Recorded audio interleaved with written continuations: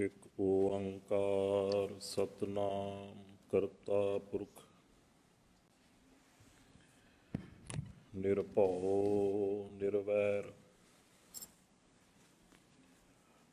ਅਕਾਲ ਮੂਰਤ ਅਜੂਨੀ ਸੈਭੰ ਗੁਰ ਪ੍ਰਸਾਦ। ਹਰ ਸਿਮਰਤ ਮਨ ਤਨ ਸੁਖੀ ਬਿਨਸੀ ਦੁਤੀਆ ਸੋਚ। ਨਾਨਕ ਟੇਕ ਗੋਪਾਲ ਕੀ ਗੋਵਿੰਦ ਸੰਕਟ ਮੋਚ। ਬਾਣੀ ਗੁਰੂ ਗੁਰੂ ਹੈ ਬਾਣੀ ਵਿੱਚ ਬਾਣੀ ਅੰਮ੍ਰਿਤ ਸਾਰੇ। ਗੁਰ ਬਾਣੀ ਕਾ ਹੈ ਸੇਵਕ ਜਨ ਮਾਨੈ ਪ੍ਰਤੱਖ ਗੁਰੂ ਨਿਸਤਾਰੇ। ਕੋਟ ਪਰਾਧ ਹਮਾਰੇ ਖੰਡੋ ਅਨਕ ਵਿਧੀ ਸਮਝਾਵਹੁ। ਹਮ ਅਗਿਆਨ ਅਲਪ ਮਤ ਥੋਰੀ ਤੁਮ ਆਪਨ ਬਿਰਦ ਰਖਾਵਹੁ। ਹਮ ਅਗਿਆਨ ਅਲਪ ਮਤ ਥੋਰੀ ਤੁਮ ਆਪਨ ਬਿਰਦ ਰਖਾਵਹੁ। ਜੁਗੋ ਜੁਗ ਅਟਲ ਸਤਿਗੁਰੂ ਸਾਹਿਬ ਸ੍ਰੀ ਗੁਰੂ ਗ੍ਰੰਥ ਸਾਹਿਬ ਮਹਾਰਾਜ ਜੀ ਦੇ ਪਾਵਨ ਪਵਿੱਤਰ ਦਰਬਾਰ ਦੀਆਂ ਹਾਜ਼ਰੀਆਂ ਭਰਦੇ ਹੋਏ ਗੁਰੂ ਪਿਆਰੀ ਸਾਧ ਸੰਗਤ ਜੀ, ਫਤਿਹ ਪ੍ਰਵਾਨ ਕਰਨੀ ਜੀ। ਵਾਹਿਗੁਰੂ ਜੀ ਕਾ ਖਾਲਸਾ, ਵਾਹਿਗੁਰੂ ਜੀ ਕੀ ਫਤਿਹ। ਗਰੀਬ ਨਵਾਜ ਸਤਿਗੁਰੂ ਸੱਚੇ ਪਾਤਸ਼ਾਹ ਜੀ ਦੀ ਬਖਸ਼ਿਸ਼, ਸਤਿਗੁਰੂ ਸੱਚੇ ਪਾਤਸ਼ਾਹ ਜੀ ਦੀ ਰਹਿਮਤ ਹੈ ਜੋ ਸਤਿਗੁਰੂ ਜੀ ਦੇ ਪਾਵਨ ਪਵਿੱਤਰ ਦਰਬਾਰ ਦੀਆਂ ਹਾਜ਼ਰੀਆਂ ਭਰਨ ਦਾ ਇਹ ਸੁਭਾਗ ਆਪਾਂ ਸਭਨਾਂ ਨੂੰ ਪ੍ਰਾਪਤ ਹੋਇਆ ਹੈ। ਸਤਿਗੁਰੂ ਸੱਚੇ ਪਾਤਸ਼ਾਹ ਜੀ ਦੇ ਦਰਬਾਰ ਵਿੱਚ ਜੁੜ ਬੈਠ ਕੇ ਆਪ ਜੀ ਸ਼ਾਮ ਦੇ ਵਕਤ ਤੋਂ ਜੋ ਹਫ਼ਤਾਵਰੀ ਜਿਸ ਵਿੱਚ ਆਪ ਜੀਆਂ ਨੇ ਸਤਿਗੁਰੂ ਜੀ ਦੀ ਪਾਵਨ ਗੁਰਬਾਣੀ ਦੇ ਨਿਤਨੇਮ ਉਪਰੰਤ ਪਾਵਨ ਗੁਰਬਾਣੀ ਦੇ ਕੀਰਤਨ ਸਰਵਣ ਕੀਤੇ ਹਨ। ਆਓ ਇਸੇ ਹੀ ਲੜੀ ਦੇ ਵਿੱਚ ਕੁਝ ਸਮਾਂ ਦਾਸ ਨੂੰ ਪ੍ਰਾਪਤ ਹੋਇਆ ਹੈ ਆਪ ਜੀਆਂ ਨਾਲ ਗੁਰਬਾਣੀ ਸਿਧਾਂਤ ਗੁਰਮਤਿ ਵਿਚਾਰਾਂ ਦੀ ਸਾਂਝ ਪਾ ਸਕਾਂ। ਸਤਿਗੁਰੂ ਜੀ ਬਖਸ਼ਿਸ਼ ਕਰਨ। ਆਓ ਸਭ ਤੋਂ ਪਹਿਲਾਂ ਅਰਦਾਸ ਕਰੀਏ। ਸਾਡੇ ਸਭਨਾਂ ਦੇ ਅੰਦਰ ਵਰਤ ਕੇ ਸਤਿਗੁਰੂ ਜੀ ਸਾਡੇ ਸਭਨਾਂ ਦੀ ਸਾਂਝ ਆਪਣੇ ਨਾਲ ਪਵਾ ਲੈਣ। ਪਿਆਰਿਓ, ਗੁਰੂ ਸਾਹਿਬ ਜੀ ਦੇ ਪਾਵਨ ਦਰਬਾਰ ਵਿੱਚ ਜੁੜ ਬੈਠੇ ਹਾਂ।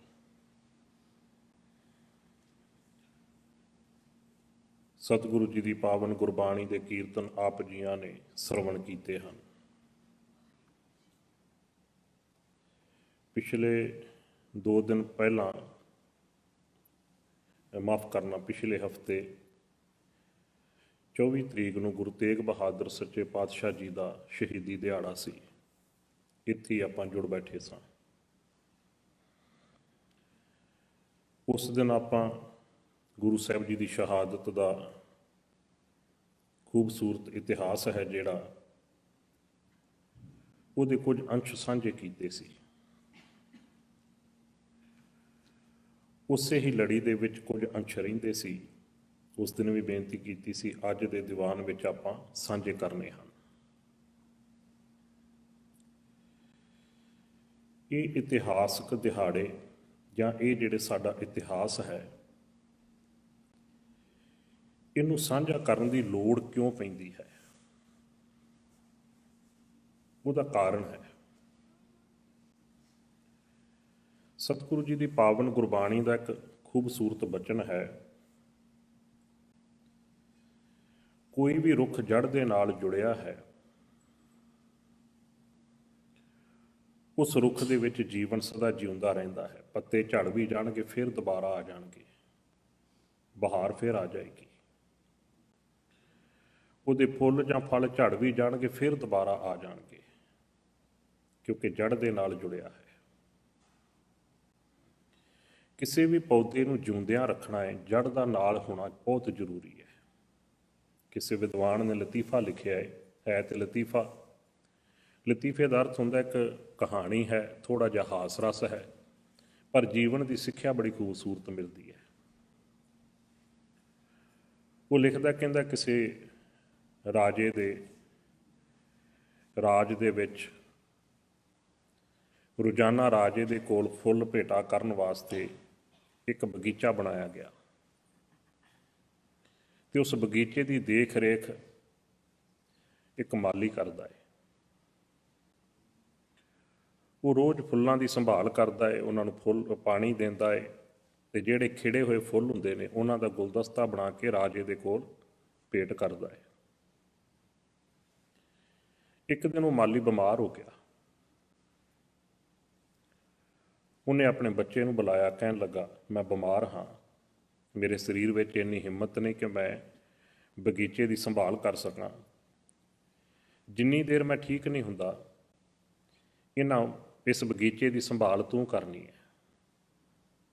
ਉਹ ਕਹਿਣ ਲੱਗਾ, ਮੈਨੂੰ ਪਤਾ ਹੀ ਨਹੀਂ ਕਰਨਾ ਕੀ ਹੈ। ਮਾਲੀ ਕਹਿਣ ਲੱਗਾ, ਕੁਛ ਜ਼ਿਆਦਾ ਨਹੀਂ ਕਰਨਾ, ਬਸ 2 ਟਾਈਮ ਤੂੰ ਫੁੱਲਾਂ ਨੂੰ ਪਾਣੀ ਦੇ ਦਿਆ ਕਰ, ਤਾਂ ਕਿ ਕਿਤੇ ਮੁਰਝਾ ਨਾ ਜਾਣ ਬੂਟੇ। ਕਹਿਣ ਲੱਗਾ, ਠੀਕ ਹੈ। ਹਫ਼ਤਾ 10 ਦਿਨ ਲੰਘ ਗਏ। ਜਦੋਂ ਠੀਕ ਹੋਇਆ, ਬਗੀਚੇ ਵਿੱਚ ਆ ਕੇ ਦੇਖਿਆ ਸਾਰੇ ਜਿੰਨੇ ਵੀ ਫੁੱਲ ਨੇ ਮੁਰਝਾਏ ਪਏ ਨੇ, ਪੱਤੇ ਸਭਨਾਂ ਦੇ ਪੀਲੇ ਪੈ ਗਏ ਨੇ। ਉਹ ਆਪਣੇ ਬੱਚੇ ਨੂੰ ਬੁਲਾ ਕੇ ਕਹਿਣ ਲੱਗਾ, ਕੀ ਗੱਲ, ਤੂੰ ਪਾਣੀ ਨਹੀਂ ਦਿੱਤਾ ਇਹਨਾਂ ਨੂੰ, ਇਹ ਸੁੱਕ ਕਿਉਂ ਗਏ? ਕਹਿਣ ਲੱਗਾ, ਜੀ ਮੈਂ ਤੇ ਰੋਜ਼ ਪਾਣੀ ਦਿੰਦਾ ਸੀ। ਕਹਿਣ ਲੱਗੇ, ਜੇ ਰੋਜ਼ ਪਾਣੀ ਦਿੰਦਾ ਸੀ ਤੇ ਫਿਰ ਇਹ ਸੁੱਕ ਕਿਵੇਂ ਗਏ, ਪਾਣੀ ਕਿਵੇਂ ਦਿੰਦਾ ਸੀ? ਕਹਿਣ ਲੱਗਾ, ਜੀ ਤੁਸੀਂ ਕਿਹਾ ਸੀ ਫੁੱਲਾਂ ਨੂੰ 2 ਟਾਈਮ ਪਾਣੀ ਦੇਣਾ ਹੈ, ਮੈਂ ਕਟੋਰਾ ਪਾਣੀ ਦਾ ਭਰਦਾ ਸੀ, ਫੁੱਲ ਭਿਉਂ ਦਿੰਦਾ ਸੀ, ਦੋਨੋਂ ਟਾਈਮ ਫੁੱਲਾਂ ਨੂੰ ਪਾਣੀ ਦਿੰਦਾ ਰਿਹਾ। ਕਹਿਣ ਲੱਗਾ ਕਿ ਜੜ ਨੂੰ ਪਾਣੀ ਪਾਇਆ ਸੀ? ਕਹਿਣ ਲੱਗਾ, ਜੀ ਜੜ ਦਾ ਤੇ ਜ਼ਿਕਰ ਹੀ ਨਹੀਂ ਤੁਸੀਂ ਕੀਤਾ, ਤੁਸੀਂ ਫੁੱਲਾਂ ਦੀ ਗੱਲ ਕੀਤੀ, ਮੈਂ ਫੁੱਲਾਂ ਨੂੰ ਪਾਣੀ ਪਾ ਦਿੱਤਾ। ਮਾਲੀ ਮੱਥੇ ਤੇ ਹੱਥ ਮਾਰ ਕੇ ਕਹਿਣ ਲੱਗਾ, ਗਲਤੀ ਮੇਰੀ ਹੈ, ਮੈਂ ਇਹ ਸਮਝਾਉਣਾ ਹੀ ਭੁੱਲ ਗਿਆ ਸੀ, ਦੱਸਣਾ ਹੀ ਭੁੱਲ ਗਿਆ ਸੀ ਕਿ ਫੁੱਲ ਤਾਂ ਹੀ ਜਿਉਂਦੇ ਰਹਿ ਸਕਦੇ ਨੇ ਜੇ ਜੜ ਦਾ ਜਿਹੜਾ ਸੰਬੰਧ ਉਹਨਾਂ ਨਾਲ ਜੁੜਿਆ ਹੋਇਆ ਹੈ। ਕਿਸੇ ਵੀ ਪੌਦੇ ਦੇ, ਕਿਸੇ ਵੀ ਰੁੱਖ ਦੇ ਟੀਸੀ ਤੇ ਫੁੱਲ ਖਿੜਿਆ ਹੋਵੇ ਜਾਂ ਫਲ ਲੱਗਾ ਹੋਵੇ ਜਾਂ ਕੋਈ ਪੱਤਾ ਹੋਵੇ, ਅਗਰ ਚਾਹੁੰਦੇ ਆ ਕਿ ਉਹਨੂੰ ਪਾਣੀ ਮਿਲੇ ਤਾਂ ਉਹਦੀ ਜੜ ਵਿੱਚ ਪਾਣੀ ਦੇਣਾ ਪਵੇਗਾ। ਜੇ ਮੁੱਢ ਦੇ ਨਾਲੋਂ, ਜੜ ਦੇ ਨਾਲੋਂ ਕੱਟਿਆ ਗਿਆ, ਸਤਿਗੁਰੂ ਜੀ ਨੇ ਪਾਵਨ ਬਾਣੀ ਵਿੱਚ ਬਚਨ ਖੂਬਸੂਰਤ ਕੀਤਾ ਹੈ। ਹਜ਼ੂਰ ਜੀ ਕਹਿੰਦੇ, ਪੇੜ ਮੁੰਡਾ ਹੂੰ ਕੱਟਿਆ ਤਿਸ ਡਾਲ ਸੁਕੰਦੇ। ਜਿਸ ਵੀ ਪੇੜ ਰੁੱਖ ਦਾ ਮੁੱਢ ਨਾਲੋਂ ਸੰਬੰਧ ਟੁੱਟ ਜਾਵੇ ਨਾ, ਉਹਦੀਆਂ ਟਹਿਣੀਆਂ, ਉਹਦੇ ਪੱਤੇ, ਉਹਦੇ ਫੁੱਲ ਜਿਹੜੇ ਸੁੱਕ ਜਾਂਦੇ ਨੇ, ਉਹ ਸਵਾਹ ਹੋ ਜਾਂਦੇ ਨੇ ਇੱਕ ਦਿਨ। ਕਿਤੇ ਨਾ ਕਿਤੇ ਝਾਤ ਮਾਰ ਕੇ ਦੇਖੋ, ਆਪਣੇ ਜੀਵਨ ਦੀ ਖੇਡ ਵੀ ਇਹੀ ਹੈ। ਫੁੱਲ ਸਾਡੇ ਸਭਨਾਂ ਕੋਲ ਹੈਗੇ ਆ, ਪਰ ਉਹਨਾਂ ਵਿੱਚ ਮਹਿਕ ਨਹੀਂ ਹੈ, ਖੜਾਓ ਨਹੀਂ ਹੈ। ਫੁੱਲ ਕੀ ਹੈ? ਜੋ ਵੀ ਸਾਡੇ ਕੋਲ ਸਾਧਨ ਨੇ, ਪਰਿਵਾਰ ਹੈ, ਬਚਪਨ ਹੈ, ਮਾਤਾ ਪਿਤਾ ਫੁੱਲ ਦੀ ਤਰ੍ਹਾਂ ਨੇ, ਫਲ ਦੀ ਤਰ੍ਹਾਂ ਨੇ। ਜੇ ਜਵਾਨੀ ਹੈ, ਵਾਈਫ ਹਸਬੈਂਡ ਇੱਕ ਦੂਸਰੇ ਵਾਸਤੇ ਹੈ। ਜੇ ਬਜ਼ੁਰਗੀ ਆ ਗਈ ਹੈ, ਬਿਰਧ ਭਇਆ ਊਪਰ ਸਾਕ ਸੈਨ, ਮੁਖ ਅਪਿਆਓ ਬੈਠ ਕੋ ਦੇਣ। ਪਿੱਛੇ ਪਰਿਵਾਰ ਹੈ, ਰਿਸ਼ਤੇਦਾਰ ਨੇ, ਬੱਚੇ ਨੇ, ਔਲਾਦ ਹੈ। ਬਜ਼ੁਰਗੀ ਵਿੱਚ ਉਹ ਸਹਾਰਾ ਬਣਦੇ ਫੁੱਲ ਨੇ। ਇਹ ਫੁੱਲ ਕੌਣ ਦਿੰਦਾ ਹੈ? ਇਹਨਾਂ ਨੂੰ ਦੇਣ ਵਾਲਾ ਇੱਕ ਹੀ ਹੈ, ਅਕਾਲ ਪੁਰਖ। ਇਸ ਲਈ ਬਾਣੀ 'ਚ ਪੜ੍ਹਦੇ, ਜਾਂ ਤਿਸ ਭਾਣਾ ਤਾਂ ਜੰਮਿਆ। ਭਾਣਾ ਦਾ ਅਰਥ ਕੀ ਹੁੰਦਾ? ਭਾਣੇ ਦਾ ਅਰਥ ਹੈ ਮਰਜ਼ੀ, ਰਜਾ, ਹੁਕਮ ਕਹਿ ਲਓ। ਵੈਸੇ ਕਈ ਵਾਰ ਨਾ ਅਸੀਂ ਕਈ ਲਫ਼ਜ਼ ਐਸੇ ਨੇ, ਸ਼ਬਦ ਨੇ, ਜਿਨ੍ਹਾਂ ਨੂੰ ਅਸੀਂ ਕਿਸੇ ਹੋਰ ਰੂਪ ਵਿੱਚ ਹੀ ਵਰਤ ਲਿਆ। ਕਿਤੇ ਦੁੱਖ ਆ ਜਾਏ ਨਾ, ਕੋਈ ਪ੍ਰੋਬਲਮ ਆ ਜਾਏ, ਕਿਨੇ ਰੱਬ ਦਾ ਭਾਣਾ ਹੈ, ਕੋਈ ਹੈਪਨ ਹੋ ਗਿਆ, ਕਿਸੇ ਦੀ ਡੈਥ ਹੋ ਗਈ, ਰੱਬ ਦਾ ਭਾਣਾ ਵਰਤ ਗਿਆ। ਤੇ ਜੇ ਕਿਸੇ ਦੇ ਘਰ ਬੱਚੇ ਦੀ ਔਲਾਦ ਕਿਤੇ ਹੋਈ ਹੋਵੇ, ਬੱਚਾ ਜਨਮਿਆ ਹੋਵੇ, ਤੇ ਆਪਾਂ ਕਹਿ ਦਈਏ ਤੁਹਾਡੇ ਘਰ ਭਾਣਾ ਵਰਤ ਗਿਆ, ਤੇ ਉਹ ਲੜਨ ਆ ਜਾਏਗਾ। ਸਾਡੇ ਘਰ ਖੁਸ਼ੀਆਂ ਦਾ ਸਮਾਗਮ ਹੈ, ਸਾਡੇ ਤੇ ਇੱਥੇ ਬੱਚੇ ਦਾ ਜਨਮ ਹੋਇਆ, ਤੁਸੀਂ ਕਹਿੰਦੇ ਭਾਣਾ ਵਰਤ ਗਿਆ। ਭਾਣੇ ਦਾ ਮਤਲਬ ਬਿਲਕੁਲ ਡਿਫਰੈਂਟ ਬਣਾ ਕੇ ਰੱਖ ਦਿੱਤਾ। ਭਾਣੇ ਦਾ ਅਰਥ ਉਹਦਾ ਹੁਕਮ, ਉਹਦੀ ਰਜ਼ਾ, ਉਹਦੀ ਮਰਜ਼ੀ। ਉਹਦਾ ਹੁਕਮ ਹੁੰਦਾ ਹੈ, ਜੀਵ ਸੰਸਾਰ ਵਿੱਚ ਆਉਂਦਾ ਹੈ। ਹੁਕਮੇ ਜੰਮਣ, ਹੁਕਮੇ ਮਰਨਾ। ਕਿਤੇ ਗੁਰਬਾਣੀ ਦੇ ਖੂਬਸੂਰਤ ਨੁਕਤੇ ਆਪਾਂ ਸਮਝ ਲਈਏ, ਅੱਧੀਆਂ ਪ੍ਰੋਬਲਮਾਂ ਸਾਡੀਆਂ ਉੱਥੇ ਖਤਮ ਹੋ ਜਾਣਗੀਆਂ। ਕਿਉਂਕਿ ਜੋ ਕੁਛ ਜਦੋਂ ਬੱਚੇ ਦਾ ਜਨਮ ਹੁੰਦਾ ਹੈ ਜਾਂ ਕਿਤੇ ਵਿਆਹ ਸ਼ਾਦੀ ਦਾ ਸਮਾਗਮ ਹੁੰਦਾ ਹੈ, ਜੋ ਕੁਛ ਅਸੀਂ ਕਰਦੇ ਹਾਂ ਨਾ ਉਸ ਵੇਲੇ, ਜਿਸ ਤਰ੍ਹਾਂ ਦੀਆਂ ਖੁਸ਼ੀਆਂ ਮਨਾਉਂਦੇ ਹਾਂ, ਉਹ ਰੱਬ ਦੇ ਭਾਣੇ ਦੇ ਨੇੜੇ ਤੇੜੇ ਵੀ ਨਹੀਂ ਹੁੰਦੀਆਂ, ਉਹਦੇ ਹੁਕਮ ਦੇ ਨੇੜੇ ਤੇੜੇ ਵੀ ਨਹੀਂ ਹੁੰਦੀਆਂ। ਇਸੇ ਲਈ ਕਿਤੇ ਨਾ ਕਿਤੇ ਉਹਨੂੰ ਅਸੀਂ ਰੱਬ ਦਾ ਭਾਣਾ ਮੰਨਣ ਤੋਂ ਇਨਕਾਰੀ ਹੋ ਜਾਂਦੇ ਹਾਂ। ਗੁਰੂ ਬਖਸ਼ਿਸ਼ ਕਰੇ ਕਿਤੇ ਨੁਕਤੇ ਸਮਝ ਆ ਜਾਣ। ਜੇ ਸਾਡਾ ਜੀਵਨ ਗੁਰੂ ਰੂਪੀ ਜੜ ਦੇ ਨਾਲ ਜੁੜਿਆ ਹੈ, ਸ਼ਬਦ ਰੂਪੀ ਜੜ ਦੇ ਨਾਲ ਜੁੜਿਆ ਹੈ, ਬਾਣੀ ਰੂਪੀ ਜੜ ਦੇ ਨਾਲ ਜੁੜਿਆ ਹੈ, ਇਹ ਸਾਰਾ ਪਰਿਵਾਰ, ਇਹ ਸੰਸਾਰ, ਇਹ ਸਮਾਜ, ਜੋ ਕੁਛ ਵੀ ਹੈ, ਯਾਦ ਰੱਖਿਓ ਸਾਡੇ ਵਾਸਤੇ ਸਾਨੂੰ ਸੁੱਖ ਦੇਣ ਦੀ ਰੱਬ ਨੇ ਪੈਦਾ ਕੀਤਾ ਹੈ। ਮੈਂ ਅਕਸਰ ਕਈ ਵਾਰ ਬੇਨਤੀ ਕਰਦਾ ਹੁੰਦਾ, ਹਵਾ ਜਿਹੜੀ ਹੈ, ਮੈਨੂੰ ਹਵਾ ਦੇ ਵਾਸਤੇ ਰੱਬ ਨੇ ਪੈਦਾ ਨਹੀਂ ਕੀਤਾ। ਮੈਂ ਨਾ ਵੀ ਹੁੰਦਾ, ਹਵਾ ਤੇ ਕੋਈ ਫਰਕ ਨਹੀਂ ਪੈਣਾ, ਪਰ ਹਵਾ ਮੇਰੇ ਲਈ ਪੈਦਾ ਕੀਤੀ ਹੈ। ਜੇ ਹਵਾ ਨਾ ਹੁੰਦੀ ਤੇ ਮੈਂ ਜਿਉਂਦਾ ਨਹੀਂ ਸੀ ਰਹਿ ਸਕਦਾ। ਮੈਨੂੰ ਸੂਰਜ ਵਾਸਤੇ ਪੈਦਾ ਨਹੀਂ ਕੀਤਾ ਪਰਮਾਤਮਾ ਨੇ, ਸੂਰਜ ਮੇਰੇ ਲਈ ਪੈਦਾ ਕੀਤਾ ਹੈ। ਇਹ ਬਨਸਪਤੀ, ਇਹ ਧਰਤੀ, ਇਹ ਪਾਣੀ, ਜੋ ਕੁਛ ਵੀ ਆਪਾਂ ਦੇਖ ਰਹੇ ਹਾਂ, ਈਵਨ ਇਹ ਮੇਰੇ ਜਿਹੜੀ ਔਲਾਦ ਹੈ ਜਾਂ ਜੋ ਵੀ ਬਾਗ ਪਰਿਵਾਰ ਹੈ, ਇਹ ਮੇਰੇ ਲਈ ਵਾਹਿਗੁਰੂ ਨੇ ਮੈਨੂੰ ਦਿੱਤੀ ਹੈ, ਤਾਂ ਕਿ ਮੈਂ ਇਹਦੇ ਕੋਲੋਂ ਜੀਵਨ ਦਾ ਸੁੱਖ ਲੈ ਸਕਾਂ। ਮੈਂ ਨਾ ਵੀ ਹੁੰਦਾ ਤੇ ਇਹਨਾਂ ਸਭਨਾਂ ਦੇ ਉੱਤੇ ਕੋਈ ਫਰਕ ਨਹੀਂ ਸੀ ਪੈਣਾ। ਇਹਨਾਂ ਰੁੱਖਾਂ ਨੂੰ ਕੀ ਫਰਕ ਪੈਣਾ ਸੀ ਜੇ ਮੈਂ ਨਾ ਹੁੰਦਾ? ਪਰ ਜੇ ਰੁੱਖ ਨਾ ਹੁੰਦੇ, ਮੈਨੂੰ ਸਾਫ਼ ਹਵਾ ਨਹੀਂ ਸੀ ਮਿਲ ਸਕਦੀ। ਜੇ ਮੈਂ ਨਾ ਹੁੰਦਾ, ਪਾਣੀ ਨੂੰ ਕੀ ਫਰਕ ਪੈਣਾ ਸੀ? ਪਰ ਜੇ ਪਾਣੀ ਨਾ ਹੁੰਦਾ, ਮੈਂ ਜਿਉਂਦਾ ਨਹੀਂ ਸੀ ਰਹਿ ਸਕਦਾ। ਇਹ ਵਾਹਿਗੁਰੂ ਨੇ ਸਾਡੇ ਲਈ ਸਾਰਾ ਕੁਝ, ਇਹ ਫੁੱਲ ਨੇ ਸਾਡੇ ਵਾਸਤੇ ਮਹਿਕ ਦੇਣ ਲਈ, ਇਹ ਫਲ ਨੇ ਸਾਡੇ ਵਾਸਤੇ ਰਸ ਦੇਣ ਲਈ ਸਾਨੂੰ ਜ਼ਿੰਦਗੀ 'ਚ। ਪਰ ਗੁਰੂ ਸਾਹਿਬ ਬਖਸ਼ਿਸ਼ ਕਰਦੇ, ਕਹਿੰਦੇ ਜੇ ਪੇਟ ਦੇ ਨਾਲੋਂ, ਮੁੱਢ ਦੇ ਨਾਲੋਂ ਪੇਟ ਕੱਟਿਆ ਗਿਆ, ਇਹ ਸਾਰੇ ਸੁੱਕ ਜਾਂਦੇ ਨੇ। ਇਹਨਾਂ ਵਿੱਚੋਂ ਫਿਰ ਰਸ ਨਹੀਂ ਮਿਲਦਾ, ਮਹਿਕ ਨਹੀਂ ਮਿਲਦੀ। ਇਹੀ ਰੀਜ਼ਨ ਹੈ, ਪਰਿਵਾਰ ਤੇ ਹੈ ਪਰ ਉਹਦੇ ਵਿੱਚੋਂ ਕੋਲੋਂ ਸੁੱਖ ਨਹੀਂ ਮਿਲ ਪਾ ਰਿਹਾ। ਕਿਤੇ ਨਾ ਕਿਤੇ ਕੋਈ ਪ੍ਰੋਬਲਮ ਹੈ, ਪਰੇਸ਼ਾਨੀਆਂ ਨੇ। ਮੁੱਢ ਦੇ ਨਾਲ ਜੁੜਨਾ ਬਹੁਤ ਜ਼ਰੂਰੀ ਹੈ। ਤੇ ਸਾਡੇ ਜੀਵਨ ਦਾ ਮੁੱਢ, ਸਾਡੇ ਜੀਵਨ ਦੀ ਜੜ ਜਿਹੜੀ ਹੈ, ਗੁਰੂ ਹੈ, ਸ਼ਬਦ ਹੈ, ਬਾਣੀ ਹੈ। ਇਸੇ ਕਰਕੇ ਜੀਵਨ ਦੇ 4 ਸੰਸਕਾਰ ਨੇ: ਜਨਮ, ਅੰਮ੍ਰਿਤ ਸੰਸਕਾਰ, ਆਨੰਦ ਕਾਰਜ, ਵਿਆਹ ਦਾ ਆਨੰਦ ਸੰਸਕਾਰ, ਤੇ ਜਦੋਂ ਜੀਵ ਚਲੇ ਜਾਂਦਾ ਹੈ, ਮ੍ਰਿਤਕ ਸੰਸਕਾਰ। 4ਵੇਂ ਸੰਸਕਾਰ ਜਿਹੜੇ ਨੇ ਗੁਰਸਿੱਖ ਦੇ ਜੀਵਨ ਦੇ ਵਿੱਚ ਗੁਰਬਾਣੀ ਨਾਲ ਜੁੜੇ ਹੋਏ ਆ। ਜੇ ਜਨਮ ਹੈ ਤਾਂ ਵੀ ਬਾਣੀ, ਜੇ ਅੰਮ੍ਰਿਤ ਦੀ ਗੱਲ ਹੈ ਤਾਂ ਵੀ ਬਾਣੀ, ਜੇ ਆਨੰਦ ਕਾਰਜ ਦੀ ਗੱਲ ਹੈ ਤਾਂ ਵੀ ਬਾਣੀ, ਤੇ ਜਦੋਂ ਜੀਵ ਚਲੇ ਜਾਂਦਾ, ਰਿਸ਼ਤੇਦਾਰ, ਸਾਕ ਸੰਬੰਧੀ ਇਕੱਤਰ ਹੁੰਦੇ ਨੇ, ਉਦੋਂ ਵੀ ਗੁਰਬਾਣੀ ਦਾ ਹੀ ਪ੍ਰਵਾਹ ਚੱਲਦਾ ਹੈ। ਇਹਦਾ ਮਤਲਬ ਬਾਣੀ ਸਾਡੀ ਜੜ ਹੈ। ਜਿੰਨਾ ਚਿਰ ਸਾਡਾ ਜੀਵਨ ਗੁਰੂ ਦੇ ਨਾਲ, ਜੜ ਦੇ ਨਾਲ ਜੁੜਿਆ ਹੈ, ਮੈਂ ਫਿਰ ਬੇਨਤੀ ਕਰਾਂ, ਇਸ ਜੀਵਨ ਵਿੱਚ ਖੁਸ਼ਹਾਲੀ ਵੀ ਹੈ, ਰਸ ਵੀ ਹੈ, ਸੁੱਖ ਵੀ ਹੈ, ਸਭ ਕੁਝ ਹੋਵੇਗਾ। ਜਦੋਂ ਜੀਵਨ ਬਾਣੀ ਨਾਲੋਂ ਟੁੱਟ ਗਿਆ, ਉਦੋਂ ਪਦਾਰਥ, ਸਾਧਨ ਤੇ ਸਾਰੇ ਹੀ ਹੋਣਗੇ, ਪਰ ਉਹਨਾਂ ਕੋਲੋਂ ਸੁੱਖ ਨਹੀਂ ਮਿਲਦਾ। ਗੁਰੂ ਰਹਿਮਤ ਕਰਿਆ ਨੁਕਤਾ ਸਾਡੀ ਪਕੜ ਵਿੱਚ ਆ ਜਾਵੇ। ਗੁਰੂ ਤੇਗ ਬਹਾਦਰ ਪਾਤਸ਼ਾਹ ਜੀ ਦੀ ਜਿਹੜੀ ਸ਼ਹਾਦਤ ਦਾ ਪ੍ਰਸੰਗ ਆਪਾਂ ਸਾਂਝਾ ਕੀਤਾ ਸੀ, ਉਹ ਵੀ ਉਸੇ ਨਾਲ ਜੁੜਿਆ ਹੋਇਆ ਸੀ। ਮੈਂ ਉਦੋਂ ਬੇਨਤੀ ਕੀਤੀ ਸੀ, ਗੁਰੂ ਅਰਜਨ ਸਾਹਿਬ ਜੀ ਨੂੰ ਕੈਦ ਕੀਤਾ ਚੰਦੂ ਦੀਵਾਨ ਦੇ, ਜਹਾਂਗੀਰ ਦੇ ਟਾਈਮ ਤੇ, ਤੇ ਗੁਰੂ ਸਾਹਿਬ ਜੀ ਨੂੰ ਤੱਤੀਆਂ ਤਵੀਆਂ ਤੇ ਬਿਠਾਇਆ। ਉਬਲਦੀਆਂ ਦੇਗਾਂ ਵਿੱਚ ਗੁਰੂ ਸਾਹਿਬ ਜੀ ਨੂੰ ਉਬਾਲਿਆ ਗਿਆ। ਤੱਤੀ ਰੇਤਾ ਗੁਰੂ ਸਾਹਿਬ ਤੇ ਪਾਈ ਗਈ। ਠੰਡੇ ਪਾਣੀ ਦੇ ਵਿੱਚ ਗੁਰੂ ਸਾਹਿਬ ਜੀ ਨੂੰ ਡੋਬ ਕੇ ਸ਼ਹੀਦ ਕੀਤਾ ਗਿਆ।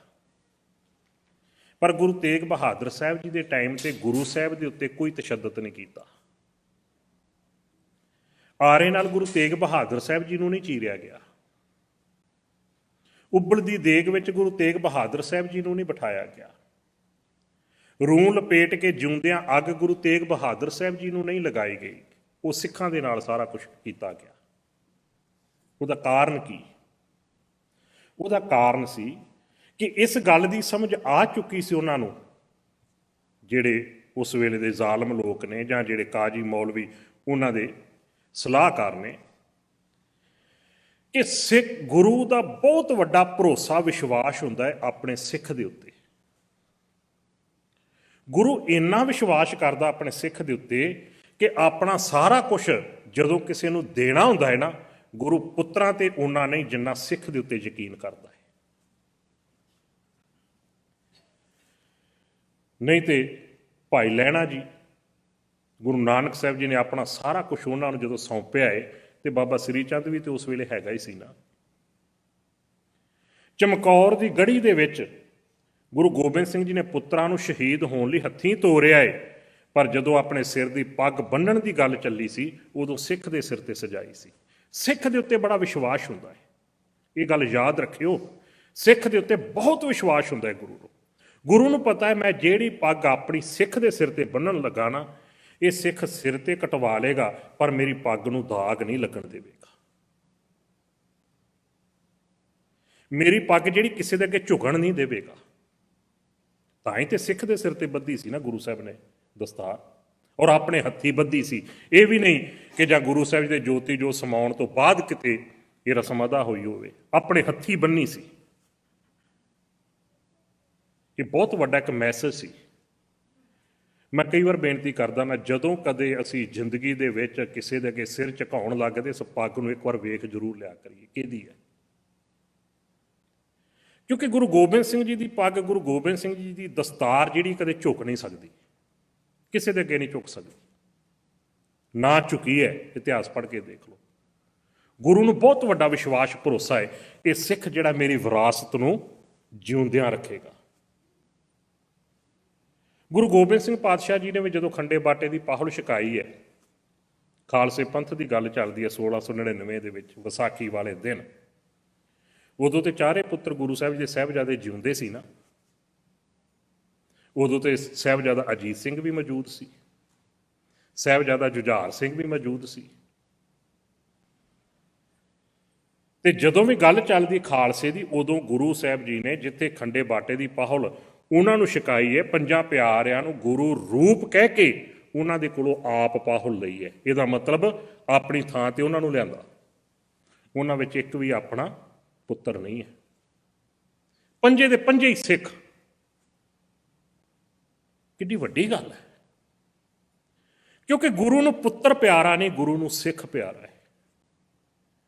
ਪੰਜ ਪਿਆਰੇ ਕਹਿੰਦੇ ਆ ਨਾ, ਪਿਆਰੇ ਦਾ ਮਤਲਬ ਕੀ ਹੁੰਦਾ ਜੀ? ਵੀ ਇਹ ਮੈਨੂੰ ਪਿਆਰਾ ਹੈ, ਇਹ ਮੇਰਾ ਪਿਆਰਾ ਹੈ।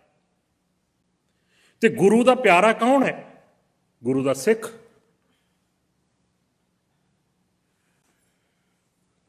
ਮੈਂ ਪੜ੍ਹ ਰਿਹਾ ਸੀ ਗੁਰੂ ਗੋਬਿੰਦ ਸਿੰਘ ਪਾਤਸ਼ਾਹ ਜੀ ਦੇ ਚਮਕੌਰ ਦੀ ਗੜੀ ਦੇ ਅੰਦਰਲਾ ਇਤਿਹਾਸ। ਮੇਰੀ ਕੋਸ਼ਿਸ਼ ਹੁੰਦੀ ਕਿਸੇ ਵੀ ਵਿਦਵਾਨ ਦਾ ਲਿਖਿਆ ਮੈਂ ਪੜ੍ਹਦਾ ਜ਼ਰੂਰ ਹੈ। ਇਹਦੇ 'ਚ ਵੀ ਕੋਈ ਸ਼ੱਕ ਨਹੀਂ ਕਿ ਬਹੁਤ ਸਾਰੀਆਂ ਗੱਲਾਂ ਐਸੀਆਂ ਹੁੰਦੀਆਂ ਜਿਹੜੀਆਂ ਕਾਲਪਨਿਕ ਹੁੰਦੀਆਂ ਨੇ, ਪਰ ਹਕੀਕਤ ਤੋਂ ਜ਼ਿਆਦਾ ਦੂਰ ਨਹੀਂ ਹੁੰਦੀਆਂ। ਮੈਂ ਇੰਨਾ ਮਹਿਸੂਸ ਕੀਤਾ ਹੈ, ਤੇ ਮੈਂ ਸਟੇਜ 'ਤੇ ਗੱਲ ਵੀ ਉਹੀ ਸ਼ੇਅਰ ਕਰਦਾ ਹੁੰਦਾ, ਸਾਂਝੀ ਕਰਦਾ ਹੁੰਦਾ ਵਾਂ, ਜਿਹੜੀ ਮੈਨੂੰ ਪਤਾ ਹੈ ਕਿ ਹਕੀਕਤ ਤੋਂ ਜ਼ਿਆਦਾ ਦੂਰ ਨਹੀਂ ਹੈ, ਹਕੀਕਤ ਦੇ ਆਲੇ ਦੁਆਲੇ ਘੁੰਮ ਰਹੀ ਹੈ।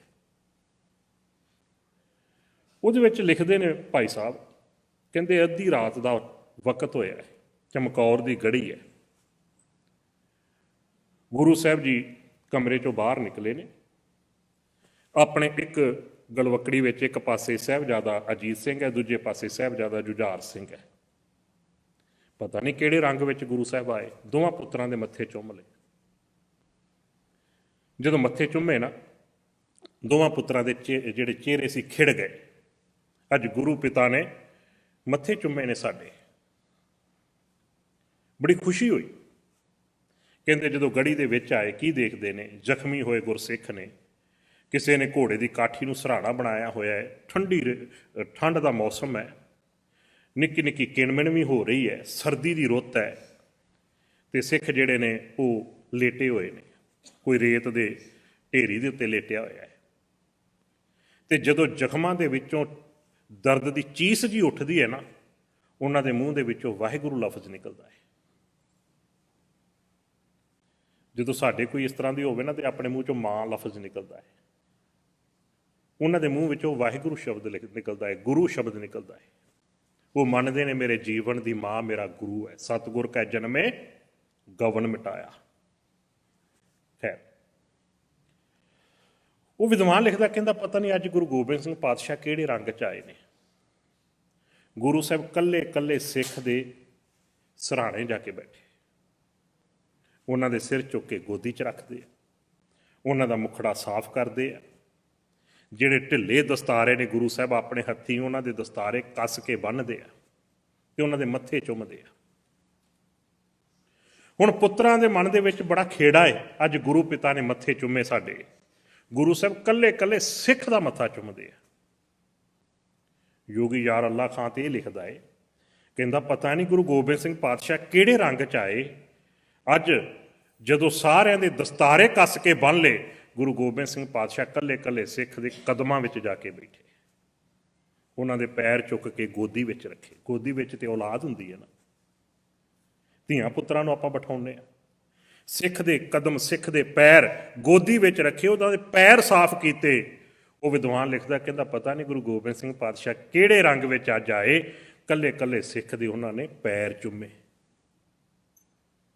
ਜਦੋਂ ਪੈਰ ਚੁੰਮੇ ਨਾ ਸਾਹਿਬਜ਼ਾਦਿਆਂ ਨੇ, ਉਦੋਂ ਹੀ ਦਿਲ ਦੇ ਵਿੱਚੋਂ ਗੱਲ ਕਹਿ ਦਿੱਤੀ, ਮੇਰੇ ਸਤਿਗੁਰੂ ਜਿਨ੍ਹਾਂ ਸਿੱਖਾਂ ਦੇ ਅੱਜ ਤੂੰ ਕਦਮ ਚੁੰਮਦਾ ਏ, ਪੈਰ ਚੁੰਮਦਾ ਏ, ਇੱਕ ਵਾਰ ਸਵੇਰ ਦਾ ਸੂਰਜ ਚੜ੍ਹ ਲੈਣ ਦੇ, ਉਹਨਾਂ ਸਿੱਖਾਂ ਦੀ ਖਾਤਰ ਸ਼ਹਾਦਤਾਂ ਅਸੀਂ ਪਾ ਕੇ ਤੁਹਾਨੂੰ ਦਿਖਾ ਦਿਆਂਗੇ। ਕਿੰਨਾ ਸਿੱਖ ਨੂੰ ਮਾਣ ਦਿੱਤਾ ਹੋਵੇਗਾ। ਉਹ ਵਿਦਵਾਨ ਲਿਖਦਾ ਹੈ, ਕਹਿੰਦਾ ਦੁਨੀਆ ਦੇ ਲੋਕੋ, ਗੁਰੂ ਗੋਬਿੰਦ ਸਿੰਘ ਜੀ ਦੀਆਂ ਨਕਲਾਂ ਕਰਨ ਵਾਲੇ ਬਹੁਤ ਉੱਠਣਗੇ, ਦਾਅਵੇ ਵੀ ਕਰਨਗੇ।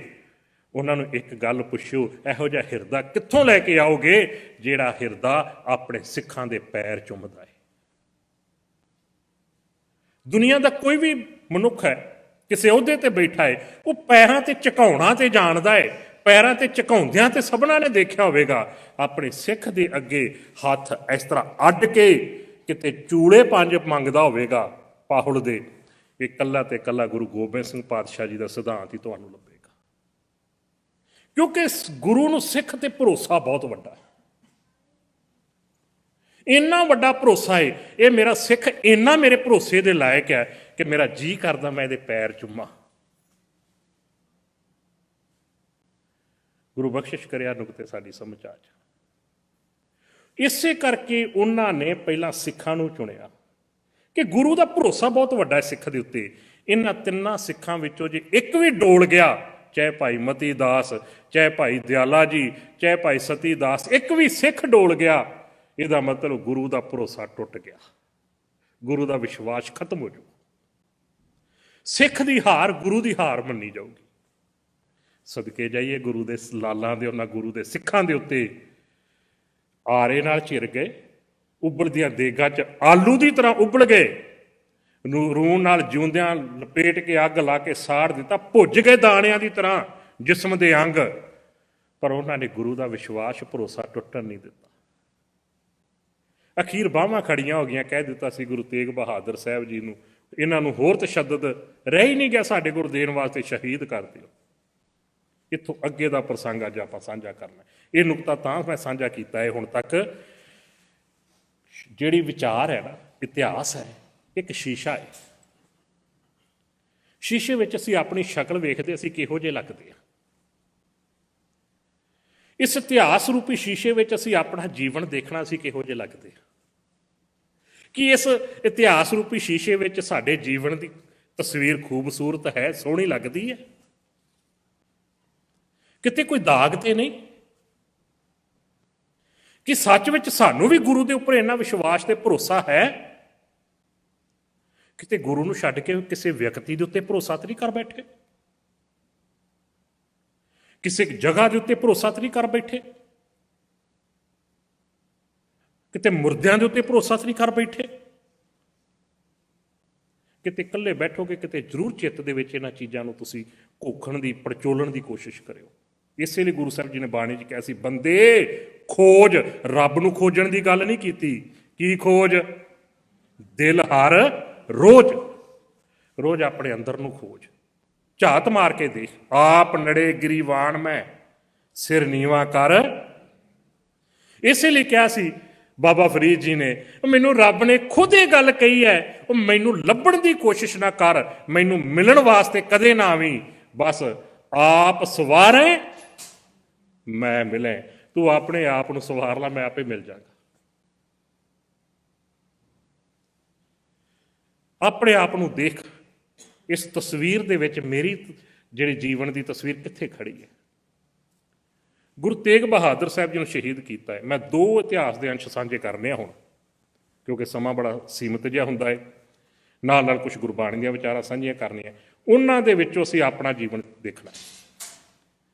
ਜਦੋਂ ਗੁਰੂ ਤੇਗ ਬਹਾਦਰ ਸਾਹਿਬ ਜੀ ਦੀ ਸ਼ਹਾਦਤ ਹੋ ਗਈ, ਹਫੜਾ ਤਫੜੀ ਮੱਚ ਗਈ, ਇੱਕਦਮ ਮਾਹੌਲ ਇਹੋ ਜਿਹਾ ਬਣ ਗਿਆ, ਹਨੇਰੀ ਦਾ ਮੌਸਮ ਸੀ, ਤੇਜ਼ ਹਵਾਵਾਂ ਚੱਲ ਰਹੀਆਂ ਸਨ। ਹਫੜਾ ਤਫੜੀ ਦੇ ਵਿੱਚ ਸਾਰੇ ਆਪੋ ਆਪਸ ਵਿੱਚ ਉਲਝ ਗਏ ਤੇ ਗੁਰੂ ਸਾਹਿਬ ਜੀ ਦਾ ਜਿਹੜਾ ਧੜ ਹੈ, ਕਿਉਂਕਿ ਸਮੇਂ ਦੀ ਸਰਕਾਰ ਨੂੰ ਇਹ ਵੀ ਪਤਾ ਹੈ ਕਿ ਗੁਰੂ ਸਾਹਿਬ ਜੀ ਨੂੰ ਅਸੀਂ ਆਪਣੀ ਈਨ ਤੇ ਨਹੀਂ ਮਨਾ ਸਕੇ, ਪਰ ਇਹਨਾਂ ਦੇ ਧੜ ਦੇ ਨਾਲ, ਸਰੀਰ ਦੇ ਅੰਗਾਂ ਨਾਲ ਇਹੋ ਜਿਹੀ ਦੁਰਗਤੀ ਕਰਨੀ ਹੈ ਕਿ ਦੇਖਣ ਵਾਲਿਆਂ ਦੀ ਰੂਹ ਕੰਬ ਜਾਵੇ। ਸਿੱਖ ਚਾਹੇ ਕੁਛ ਵੀ ਹੋਵੇ ਆਪਣਾ ਆਪ ਕੁਰਬਾਨ ਕਰ ਸਕਦਾ ਹੈ, ਪਰ ਗੁਰੂ ਸਾਹਿਬ ਜੀ ਦੀ ਬੇਅਦਬੀ ਬਰਦਾਸ਼ਤ ਨਹੀਂ ਕਰ ਸਕਦਾ। ਮੈਂ 2012 ਤੱਕ ਗੁਰਦੁਆਰਾ ਬੰਗਲਾ ਸਾਹਿਬ ਕਥਾ ਕਰਦਾ ਰਿਹਾ, ਟੀਵੀ ਦੇ ਉੱਪਰ ਸਭਨਾਂ ਨੇ ਸੁਣਿਆ ਵੀ ਉਸ ਵੇਲੇ ਦਾ, ਜਦੋਂ ਚੱਲਦਾ ਸੀ ਲਾਈਵ। ਅਸੀਂ ਐਡੀ ਚੋਟੀ ਦਾ ਜ਼ੋਰ ਲਾਉਂਦੇ ਹੁੰਦੇ ਸੀ, ਜੇ ਬੰਦੀ ਛੋੜ ਦਿਵਸ ਆ ਰਿਹਾ, ਕਿਤੇ ਐਵੇਂ ਮੋਮਬੱਤੀਆਂ ਦੇ ਦੀਵਿਆਂ ਦੇ ਵਿੱਚ ਹੀ ਨਾ ਉਲਝੇ ਰਹੋ। ਸਾਡੀ ਖੁਸ਼ੀ ਕਈ ਵਾਰ ਦੂਜਿਆਂ ਵਾਸਤੇ ਮੌਤ ਦਾ ਕਾਰਨ ਬਣ ਜਾਂਦੀ, ਜਿਨ੍ਹਾਂ ਨੂੰ ਬਿਮਾਰੀਆਂ ਉਹੋ ਜਿਹੀਆਂ ਹੁੰਦੀਆਂ, ਕੋਈ ਨਹੀਂ ਸੀ ਮੰਨਦਾ। ਅਸੀਂ ਹੋਕਾ ਦੇਣਾ, ਦੀਵਾ ਜਗਾਉਣਾ ਹੈ, ਕਿਤੇ ਸਤਿਗੁਰੂ ਜੀ ਦੇ ਸ਼ਬਦ ਦਾ ਆਪਣੇ ਜੀਵਨ ਵਿੱਚ ਆਪਾਂ ਦੀਵਾ ਜਗਾ ਲਈਏ। ਸਤਿਗੁਰ ਸ਼ਬਦ ਉਜਾਰੋ ਦੀਪਾ, ਨਹੀਂ ਸੀ ਕੋਈ ਮੰਨਦਾ। ਜਿਨ੍ਹਾਂ ਨੂੰ ਸਮਝ ਉਹਨਾਂ ਮੰਨ ਲੈਣਾ, ਦੂਜੇ ਜਿਹੜੇ ਨਹੀਂ ਜੀ ਸਾਡੇ ਤੇ ਸ਼ੁਰੂ ਤੋਂ ਚੱਲੇ ਆ ਰਹੇ ਆ। ਪਰ ਜਿਸ ਦਿਨ ਗੁਰੂ ਗ੍ਰੰਥ ਸਾਹਿਬ ਜੀ ਦੀ ਬੇਅਦਬੀ ਹੋਈ ਸੀ ਨਾ ਪੰਜਾਬ ਦੇ ਵਿੱਚ, ਤੁਹਾਨੂੰ ਯਾਦ ਹੋਣਾ, ਉਹ ਦਿਨ ਇੱਕੋ ਆਵਾਜ਼ ਆਈ ਸੀ, ਐਤਕੀ ਕਿਸੇ ਨੇ ਦੀਵਾਲੀ ਤੇ ਦੀਵਾ ਨਹੀਂ ਜਗਾਉਣਾ। ਕਿਉਂ? ਕਿਉਂਕਿ ਗੁਰੂ ਗ੍ਰੰਥ ਸਾਹਿਬ ਜੀ ਦੀ ਬੇਅਦਬੀ ਹੋਈ ਹੈ, ਇਹ ਸਿੱਖ ਬਰਦਾਸ਼ਤ ਨਹੀਂ ਕਰ ਸਕਦਾ। ਸਿੱਖ ਦੇ ਗੁਰੂ ਦੀ ਬੇਅਦਬੀ ਤੋਂ ਘਰਾਂ 'ਚ ਦੀਪਮਾਲਾ ਕਰੇਗਾ। ਪੂਰੀ ਦੁਨੀਆ ਵਿੱਚ ਪਹਿਲੀ ਵਾਰ ਹੋਇਆ ਕਿਸੇ ਸਿੱਖ ਨੇ ਦੀਵਾ ਨਹੀਂ ਜਗਾਇਆ, ਕਿਉਂਕਿ ਸਿੱਖ ਆਪਣੇ ਗੁਰੂ ਨਾਲ ਇੰਨਾ ਗਹਿਰਾ ਜੁੜਿਆ ਹੋਇਆ ਹੈ, ਉਹ ਗੁਰੂ ਦੀ ਬੇਅਦਬੀ ਬਰਦਾਸ਼ਤ ਨਹੀਂ ਕਰ ਸਕਦਾ। ਤੇ ਸਿੱਖ ਨੂੰ ਇਸ ਗੱਲ ਦਾ ਪਤਾ ਹੈ ਕਿ ਗੁਰੂ ਤੇਗ ਬਹਾਦਰ ਸਾਹਿਬ ਜੀ ਦੇ ਇਸ ਮੁਬਾਰਕ ਸਰੀਰ ਦੀ ਦੁਰਗਤੀ, ਬੇਅਦਬੀ ਕਰਨੀ ਹੈ ਸਮੇਂ ਦੀ ਹਕੂਮਤ ਨੇ। ਔਰ ਇਹ ਵੀ ਉਹਨਾਂ ਸਿੱਖਾਂ ਨੂੰ ਪਤਾ ਹੈ ਕਿ ਅੱਜ ਦੀ ਤਰੀਕ ਵਿੱਚ ਜਿਹੜਾ ਵੀ ਗੁਰੂ ਸਾਹਿਬ ਵਾਸਤੇ ਕੁਝ ਵੀ ਕਰੇਗਾ ਨਾ, ਸਮੇਂ ਦੀ ਹਕੂਮਤ ਦੀ ਨਿਗਾਹ ਦੇ ਵਿੱਚ ਸਭ ਤੋਂ ਵੱਡਾ ਸਰਕਾਰ ਦਾ ਦੁਸ਼ਮਣ ਮੰਨਿਆ ਜਾਣਾ ਹੈ। ਫਿਰ ਇਹੋ ਜਿਹੀ ਜਰਵਾਣੀ ਸਰਕਾਰ, ਇੰਨੀ ਜ਼ਾਲਮ ਸਰਕਾਰ, ਜਿਹੜੀ ਚੁਰਾਹੇ ਦੇ ਵਿੱਚ ਬੇਦੋਸ਼ੀਆਂ ਨੂੰ ਆਰਿਆਂ ਨਾਲ ਚੀਰ ਦਿੰਦੀ ਹੈ, ਉਬਲਦੇ ਪਾਣੀ ਵਿੱਚ ਉਬਾਲ ਕੇ ਰੱਖ ਦਿੰਦੀ ਹੈ, ਜਿਉਂਦਿਆਂ ਨੂੰ ਅੱਗ ਲਾ ਕੇ ਸਾੜ ਦਿੰਦੀ ਹੈ, ਇਹੋ ਜਿਹੀ ਜ਼ਾਲਮ ਸਰਕਾਰ ਤੇ ਪਤਾ ਨਹੀਂ ਕੀ ਹਸ਼ਰ ਕਰੇਗੀ ਉਸ ਦਾ। ਪਰ ਯਾਦ ਕਰੋ ਕਿਤੇ ਉਸ ਭਾਈ ਸਾਹਿਬ, ਭਾਈ ਲੱਖੀ ਸ਼ਾਹ ਜੀ ਨੂੰ, ਜਿਨ੍ਹਾਂ ਦੇ ਨਾਂ ਦੇ ਉੱਤੇ ਗੁਰਦੁਆਰਾ ਰਕਾਬਗੰਜ ਸਾਹਿਬ ਅੱਜ ਵੀ ਭਾਈ ਲੱਖੀ ਸ਼ਾਹ ਵਣਜਾਰਾ ਹਾਲ ਬਣਿਆ ਹੈ। ਉਸ ਗੁਰੂ ਦੇ ਲਾਲ ਨੂੰ ਸੁਰਤ ਵਿੱਚ ਲੈ ਕੇ ਆਓ। ਉਹਨੂੰ ਪਤਾ ਹੈ ਜਿਹੜਾ ਮੈਂ ਕਦਮ ਪੁੱਟਣ ਲੱਗਾ ਨਾ, ਕੱਲ ਨੂੰ ਸਮੇਂ ਦੀ ਸਰਕਾਰ ਦੀ ਨਿਗਾਹ 'ਚ ਸਭ ਤੋਂ ਵੱਡਾ ਉਹਦਾ ਦੁਸ਼ਮਣ ਮੰਨਿਆ ਜਾਣਾ ਹੈ, ਤੇ ਮੇਰੇ ਪਰਿਵਾਰ ਨੂੰ ਕੋਲੂ ਵਿੱਚ ਦੀ ਪੀੜ ਦੇਣਾ ਇਹਨਾਂ ਲੋਕਾਂ ਨੇ। ਬੜੇ ਤਸ਼ੱਦਦ ਕਰਨੇ ਮੇਰੇ ਔਲਾਦ ਦੇ ਉੱਤੇ, ਮੇਰੇ ਪਰਿਵਾਰ ਦੇ ਉੱਤੇ। ਕਿੰਨਾ ਕੁ ਸਿੱਖ ਦਾ ਅੰਦਰ ਗੁਰੂ ਰੂਪੀ ਜੜ ਦੇ ਨਾਲ ਜੁੜਿਆ ਹੋਵੇਗਾ, ਪੂਰਾ ਪਰਿਵਾਰ ਕੁੱਲ ਵਿੱਚ ਦੀ ਪੀੜਿਆ ਜਾਂਦਾ, ਬੇਸ਼ੱਕ ਪੀੜਿਆ ਜਾਵੇ, ਪਰ ਮੈਂ ਆਪਣੇ ਸਤਿਗੁਰੂ ਪਾਤਸ਼ਾਹ ਜੀ ਦੇ ਇਸ ਮ੍ਰਿਤਕ ਸਰੀਰ ਦੀ ਨਿਰਾਦਰੀ ਨਹੀਂ ਹੋਣ ਦੇਣੀ। ਧੜ ਨੂੰ ਚੱਕਿਆ ਤੇ ਘਰ ਲੈ ਗਿਆ। ਹੁਣ ਘਰ ਲੈ ਜਾ ਕੇ ਵੀ ਪਤਾ ਹੈ ਕਿ ਕਿਤੇ ਪਤਾ ਨਾ ਲੱਗ ਜਾਵੇ ਕਿਸੇ ਨੂੰ ਕਿ ਧੜ ਜਿਹੜਾ ਇਹਨਾਂ ਦੇ ਕਬਜ਼ੇ ਵਿੱਚ ਹੈ, ਇਹਨਾਂ ਦੇ ਕੋਲ ਹੈ। ਘਰ ਦੇ ਅੰਦਰ ਚਿਖਾ ਤਿਆਰ ਕੀਤੀ, ਪਰਿਵਾਰ ਸਾਰੇ ਨੂੰ ਬਾਹਰ ਕੱਢਿਆ, ਘਰ ਨੂੰ ਅੱਗ ਲਾ ਦਿੱਤੀ। ਘਰ ਵਿੱਚੋਂ ਅੱਗ ਦੇ ਭਾਂਬੜ ਮੱਚਣ ਲੱਗ ਪਏ, ਲਾਟਾਂ ਨਿਕਲਦੀਆਂ ਨੇ। ਪਰਿਵਾਰ ਖੜਾ ਹੈ ਰੋਡ ਦੇ ਉੱਤੇ, ਦੇਖ ਰਿਹਾ ਹੈ ਘਰ ਸੜ ਰਿਹਾ ਹੈ। ਘਰ ਵਿੱਚੋਂ ਅੱਗ ਦੇ ਭਾਂਬੜ ਨਿਕਲ ਰਹੇ ਬਾਹਰ, ਸਮਾਨ ਵੀ ਬਾਹਰ ਨਹੀਂ ਕੱਢਿਆ, ਕਿਉਂਕਿ ਜੇ ਸਮਾਨ ਬਾਹਰ ਕੱਢਦੇ ਤੇ ਪਤਾ ਲੱਗ ਜਾਣਾ ਸੀ ਇਹ ਜਾਣ ਬੁੱਝ ਕੇ ਕੁਛ ਅੰਦਰ ਹੋਰ ਭਾਣਾ ਵਰਤਾਇਆ ਗਿਆ। ਉਸ ਪਰਿਵਾਰ ਵਿੱਚ ਇੱਕ ਬੱਚੀ ਹੈ, ਉਹ ਬੱਚੀ ਦੇਖ ਰਹੀ ਹੈ ਕਿ ਮੇਰੇ ਪਿਤਾ ਦਾ ਘਰ ਸੜ ਰਿਹਾ ਹੈ। ਭਾਈ ਲੱਖੀ ਸ਼ਾਹ ਜੀ ਦੀ ਬੇਟੀ। ਮੈਂ ਕਿ ਇੱਥੇ ਥੋੜਾ ਜਿਹਾ ਨੁਕਤਾ ਸਾਂਝਾ ਕਰਨਾ ਚਾਹਾਂਗਾ। ਤੁਸੀਂ ਸਾਰੇ ਪੜ੍ਹੇ ਲਿਖੇ ਹੋ, ਤੁਹਾਡੇ ਚੋਂ ਕੋਈ ਟੀਚਰ ਹੋਣਗੇ, ਕੋਈ ਕਿਸੇ ਹੋਰ ਅਹੁਦੇ ਤੇ ਰਹੇ ਵੀ ਹੋਣਗੇ, ਪਹਿਲਾਂ ਬੜੇ ਵਿਦਵਾਨਾਂ ਨੂੰ ਪੜ੍ਹਿਆ ਸੁਣਿਆ। ਇੱਕ ਲਫ਼ਜ਼ ਹੈ ਜ਼ਿੰਦਗੀ ਦੇ ਵਿੱਚ ਬੱਚਿਆਂ ਵਾਸਤੇ ਕਦੇ ਨਾ ਵਰਤਿਓ, ਉਹ ਹੈ ਕੁੜੀ। ਕੁੜੀ ਲਫ਼ਜ਼ ਨਾ ਵਰਤਿਓ। ਤੁਹਾਨੂੰ ਪਤਾ ਹੈ ਕੁੜੀ ਦਾ ਅਰਥ ਕੀ ਹੈ? ਕੁੜੀ ਲਫ਼ਜ਼ ਆਇਆ ਕੂੜੇ ਤੋਂ। ਕੂੜੇ ਦਾ ਮਤਲਬ ਹੈ ਗਾਰਬੇਜ, ਜਿਹਨੂੰ ਘਰ 'ਚ ਕੋਈ ਥਾਂ ਨਹੀਂ, ਘਰੋਂ ਬਾਹਰ ਹੈ। ਇਸੇ ਲਈ ਜਦੋਂ ਬੱਚੀ ਜਨਮ ਲੈਂਦੀ ਹੈ, ਇਹਨਾਂ ਨੂੰ ਕਹਿ ਦਿੱਤਾ ਜਾਂਦਾ ਇਹਨੇ ਤੇ ਘਰੋਂ ਬਾਹਰ ਜਾਣਾ ਹੈ, ਭਾਵ ਇਹ ਇਸ ਘਰ ਦੀ ਨਹੀਂ ਗੀ। ਜਿੱਥੇ ਵਿਆਹੀ ਜਾਂਦੀ ਉਹ ਵੀ ਕਹਿ ਦਿੰਦੇ ਸਾਡੀ ਥੋੜੀ ਤੇ ਬਾਹਰੋਂ ਆਈ ਹੈ। ਕੁੜੀ ਇੱਕ ਗਾਲ ਹੈ। ਇਹੀ ਕਾਰਨ ਹੈ ਸ੍ਰੀ ਗੁਰੂ ਗ੍ਰੰਥ ਸਾਹਿਬ ਜੀ ਦੇ ਵਿੱਚ ਧੀ ਲਫ਼ਜ਼ ਹੈ, ਸ਼ਬਦ ਹੈ, ਬੇਟੀ ਸ਼ਬਦ ਵੀ ਹੈ, ਪੁੱਤਰੀ ਸ਼ਬਦ ਵੀ ਹੈ, ਪਰ ਕੁੜੀ ਸ਼ਬਦ ਨਹੀਂ ਗੁਰੂ ਗ੍ਰੰਥ ਸਾਹਿਬ 'ਚ ਗੁਰੂ ਸਾਹਿਬਾਂ ਨੇ ਵਰਤਿਆ। ਆਪਾਂ ਅਕਸਰ ਕਹਿ ਦਿੰਦੇ ਹਾਂ ਸਾਡੀ ਕੁੜੀ, ਆ ਫਲਾਣੇ ਦੀ ਕੁੜੀ। ਕੁੜੀ ਇਹ ਗੱਲ ਸੁਣ, ਕੁੜੀਆਂ ਚਿੜੀਆਂ ਲਫ਼ਜ਼ ਆਪਾਂ ਅਕਸਰ ਵਰਤ ਦਿੰਦੇ ਹਾਂ। ਕਦੀ ਗੌਰ ਕਰੋ ਗੁਰੂ ਸਾਹਿਬ ਜੀ ਨੇ ਕਦੀ ਗੁਰੂ ਗ੍ਰੰਥ ਸਾਹਿਬ ਵਿੱਚ ਪੁੱਤਰੀ ਸ਼ਬਦ ਵਰਤਿਆ ਹੈ, ਬੇਟੀ ਸ਼ਬਦ ਵਰਤਿਆ ਹੈ, ਧੀ ਸ਼ਬਦ ਵਰਤਿਆ ਹੈ, ਕੁੜੀ ਸ਼ਬਦ ਨਹੀਂ ਵਰਤਿਆ। ਕਿਉਂ? ਕਿਉਂਕਿ ਗੁਰੂ ਸਾਹਿਬ ਜੀ ਨੂੰ ਪਤਾ ਹੈ ਅਸਲ ਵਿੱਚ ਇਹ ਲਫ਼ਜ਼ ਜਿਹੜਾ ਹੈ ਇੱਕ ਗਾਲ ਹੈ। ਇਹ ਅੱਜ ਦੀ ਨਹੀਂ, ਬਹੁਤ ਪੁਰਾਣੀ ਚੱਲੀ ਆ ਰਹੀ ਹੈ। ਜਦੋਂ ਕੋਈ ਕੁੜੀ ਕਹਿੰਦਾ ਨਾ ਕਿਸੇ ਨੂੰ, ਮੈਨੂੰ ਇੰਝ ਲੱਗਦਾ ਜਿਵੇਂ ਕਿਸੇ ਬਾਪ ਨੇ ਨਾ ਆਪਣੀ ਧੀ ਨੂੰ ਗਾਲ ਕੱਢੀ ਹੋਵੇ। ਕੁੜੀ ਲਫ਼ਜ਼ ਨਾ ਵਰਤਿਓ, ਨਹੀਂ ਤੇ ਕਿਸੇ ਡਿਕਸ਼ਨਰੀ ਵਿੱਚੋਂ ਤੁਸੀਂ ਇਹਦਾ ਮੈਨੂੰ ਜਿਹੜਾ ਵਾ ਇਹਦੀ ਉਥਾਨਕਾ ਲੱਭ ਕੇ ਵਿਖਾ ਦਿਓ, ਇਹਦਾ ਪਿਛੋਕੜ ਕੀ ਹੈ। ਪਹਿਲੇ ਸਮੇਂ 'ਚ ਲੋਕੀ ਘੜੇ ਵਿੱਚ ਪਾ ਕੇ ਬਾਹਰ ਦੱਬ ਆਉਂਦੇ ਸੀ, ਕਹਿੰਦੇ ਉਹਦਾ ਰੀਜ਼ਨ ਇਹੀ ਹੁੰਦਾ ਸੀ। ਕੁੜੀ ਲਫ਼ਜ਼ ਨਹੀਂ ਵਰਤਣਾ। ਧੀ ਸ਼ਬਦ ਵਰਤੋ, ਬੱਚੀ ਸ਼ਬਦ ਵਰਤੋ, ਬੇਟੀ ਸ਼ਬਦ ਵਰਤੋ, ਪੁੱਤਰੀ ਸ਼ਬਦ ਵਰਤੋ।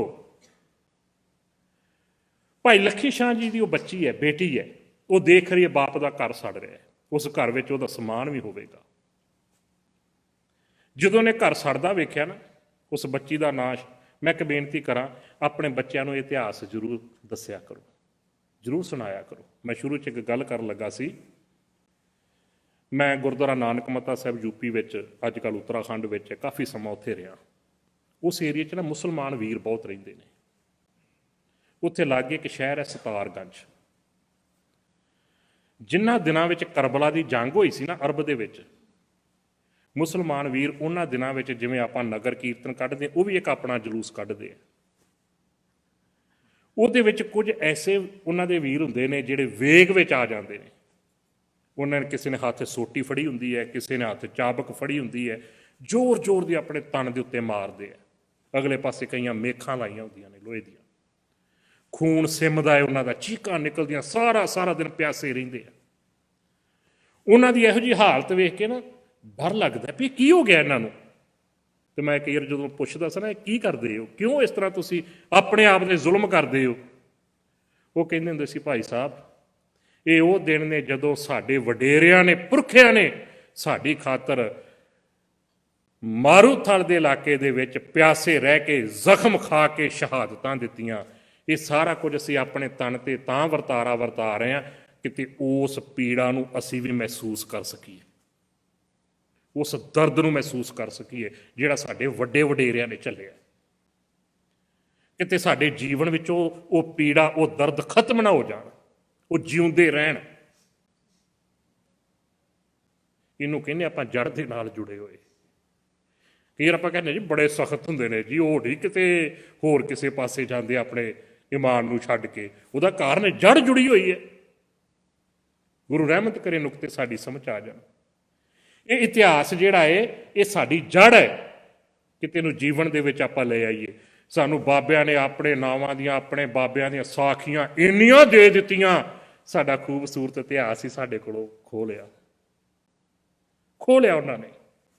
ਬਾਬਿਆਂ ਦੀਆਂ ਬਰਸੀਆਂ ਨੇ ਸਾਹਿਬਜ਼ਾਦਿਆਂ ਦੇ ਸ਼ਹਾਦਤਾਂ ਦੇ ਕਤਲ ਕਰਕੇ ਰੱਖ ਦਿੱਤੇ, ਖੋਹ ਲਿਆ ਸ਼ਹਾਦਤਾਂ। ਨਹੀਂ ਯਾਦ ਸਾਨੂੰ ਵੱਡੇ ਸਾਹਿਬਜ਼ਾਦਿਆਂ ਦਾ ਸ਼ਹੀਦੀ ਦਿਹਾੜਾ ਕਦੋਂ, ਭਾਈ ਤਾਰੂ ਸਿੰਘ ਜੀ ਦੇ ਸ਼ਹੀਦੀ ਦਿਹਾੜਾ ਕਦੋਂ, ਪਤਾ ਹੀ ਨਹੀਂ। ਬੱਚੇ ਨੂੰ ਪੁੱਛ ਲਓ ਭਾਈ ਬੋਤਾ ਸਿੰਘ, ਭਾਈ ਗਰਜਾ ਸਿੰਘ ਕੌਣ ਨੇ, ਪਤਾ ਹੀ ਨਹੀਂ। ਹੁਣ ਰਵਾਂਗੇ ਸਾਡੇ ਬੱਚਿਆਂ ਦੇ ਤੇ ਹੀ ਹੋਵੇਗਾ ਨਾ। ਆਪਾਂ ਤਾਂ ਇਹੀ ਡਿਸਕਸ ਕਰਦੇ ਨਾ, ਜਿਨ੍ਹਾਂ ਦੇ ਹੜ੍ਹ ਵਿੱਚ ਘਰ ਰੁੜ ਗਏ ਨੇ ਵਿਚਾਰੇ, ਕਿੱਥੇ ਰਹਿਣਗੇ। ਉਸ ਬੱਚੀ ਦੇ ਅੰਦਰੋਂ ਕੀ ਹੂਕ ਨਿਕਲੀ, ਇਹਦੇ ਵਿੱਚੋਂ ਸਮਾਨ ਸਾਡਾ ਸੜ ਗਿਆ? ਨਹੀਂ। ਵਿਦਵਾਨ ਲਿਖਦਾ, ਦੁਨੀਆ ਦੇ ਲੋਕੋ, ਉਸ ਬੱਚੀ ਦੇ ਅੰਦਰੋਂ ਹੂਕ ਨਿਕਲੀ, ਹੱਥ ਜੁੜ ਗਏ। ਗੁਰੂ ਤੇਗ ਬਹਾਦਰ ਸੱਚੇ ਪਾਤਸ਼ਾਹ, ਮੇਰੀ ਮਾਂ ਤੇ ਮੇਰਾ ਪਿਤਾ ਦੋਵੇਂ ਟਾਈਮ ਜਦੋਂ ਬਾਣੀ ਪੜ੍ਹਦੇ ਹੁੰਦੇ ਸੀ, ਅਰਦਾਸ ਕਰਦੇ ਹੁੰਦੇ ਸੀ, ਸਤਿਗੁਰੂ ਕਦੇ ਸਾਡੇ ਘਰ ਵੀ ਚਰਨ ਪਾਓ। ਇਹ ਵੀ ਸਿੱਖ ਦਾ ਬੜਾ ਵੱਡਾ ਇੱਕ ਅਕੀਦਾ ਹੈ, ਵਿਸ਼ਵਾਸ ਹੈ। ਨਵਾਂ ਘਰ ਬਣਾਉਂਦਾ ਉਹਦੀ ਕੋਸ਼ਿਸ਼ ਹੁੰਦੀ ਸਭ ਤੋਂ ਪਹਿਲਾਂ ਗੁਰੂ ਸਾਹਿਬ ਦੇ ਚਰਨ ਘਰੇ ਪਵਾਵਾਂ, ਘਰੇ ਪਾਠ ਕਰਾਵਾਂ, ਅਰਦਾਸ ਕਰਾਵਾਂ, ਫਿਰ ਆਪਣਾ ਵਸੇਬਾ ਕਰਾਂਗਾ। ਵਿਆਹ ਸ਼ਾਦੀ ਕੋਈ ਵੀ ਖੁਸ਼ੀ ਦਾ ਹੋਣਾ, ਕਹਿਣਾ ਪਹਿਲਾਂ ਗੁਰੂ ਸਾਹਿਬ ਦੇ ਚਰਨ ਪੈਣ। ਹੁਣ ਤੇ ਖੇਡਾਂ ਹੀ ਬਦਲ ਗਈਆਂ। ਮੈਂ ਦਿੱਲੀ ਦੇ ਵਿੱਚ ਸੀ ਤੇ ਉੱਥੇ ਹੈਡ ਗ੍ਰੰਥੀ ਭਾਈ ਸਾਹਿਬ ਦੇ ਕੋਲ ਮੈਂ ਬੈਠਾ, ਤੇ ਇੱਕ ਫੈਮਿਲੀ ਹੈ ਦਿੱਲੀ ਦੀ, ਕਾਫੀ ਸਰਮਾਏਦਾਰ ਫੈਮਿਲੀ ਹੈ।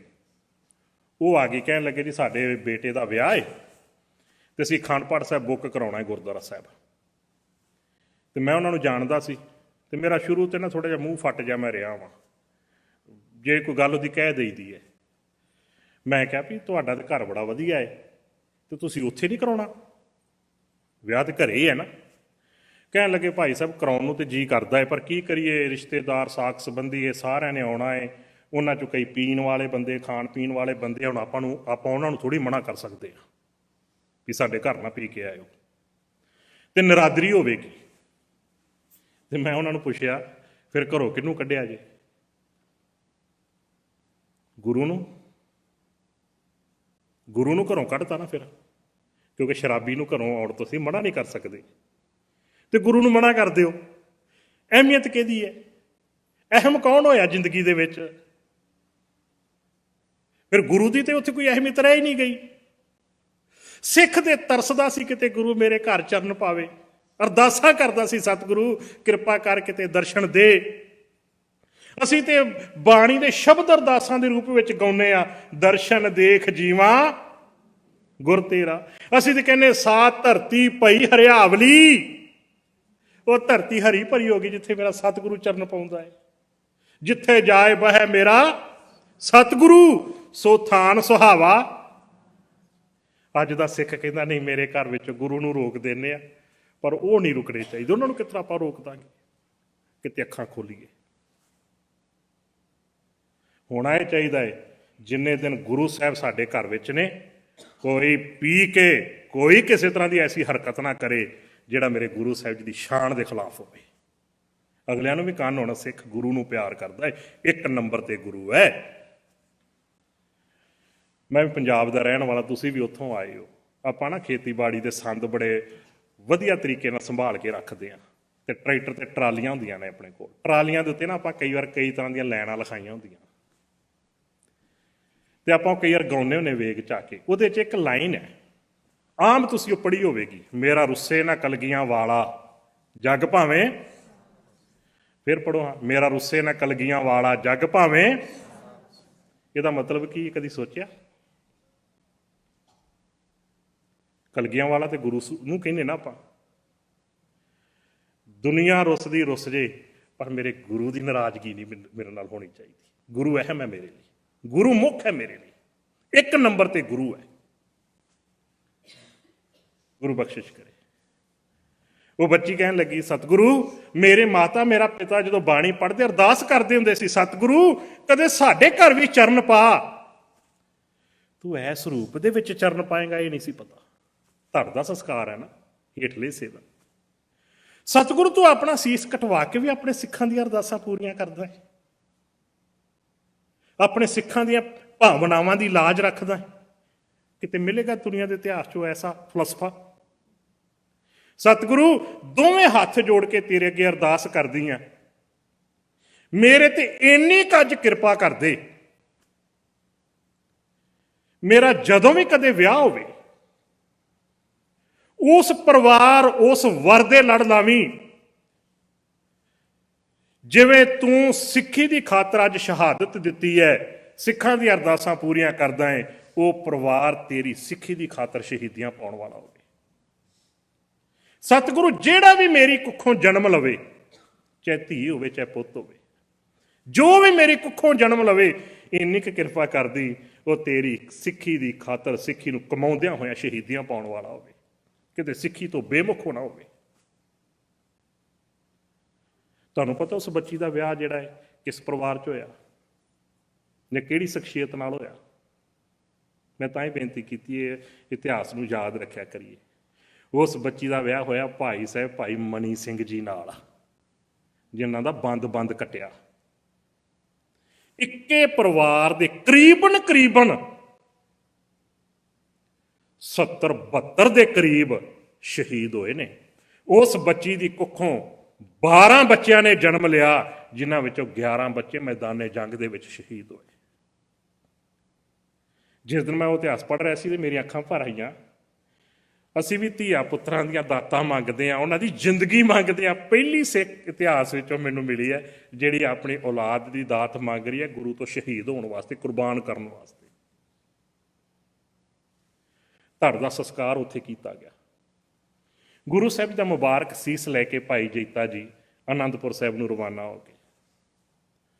हुण उस समय दे हालात इहो जिहे ने, दिन दे समय छुपना पैंदा है ते रात नूं सफ़र तय करना पैंदा है जंगलों के विच दी, किते मुबारक सीस जरवाणिਆਂ दे हत्थ ना लग जावे। चलदिया पहली रात बागपत दे एरिए च कट्टी, पहला दिन। दूसरा दिन होया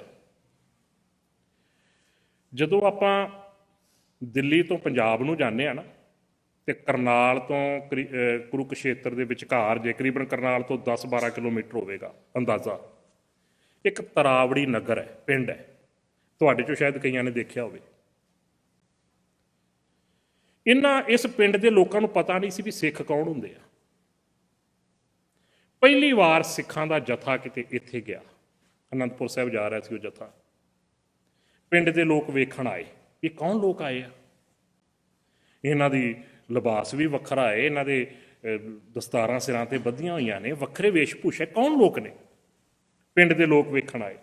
जिवें अज तो कुछ साल पहलां जो कोई विदेशी जाता होंदा सी, पिंड के लोग वेखण आउंदे, फलाणिਆਂ घर गोरा आया वेखण चलीए, उन्हां लई विदेशी सी। सारा पिंड वेखण आया। की देखते ने? पिंडों बार-बार उन्होंने टिकाणा कीता, रुके हुए ने।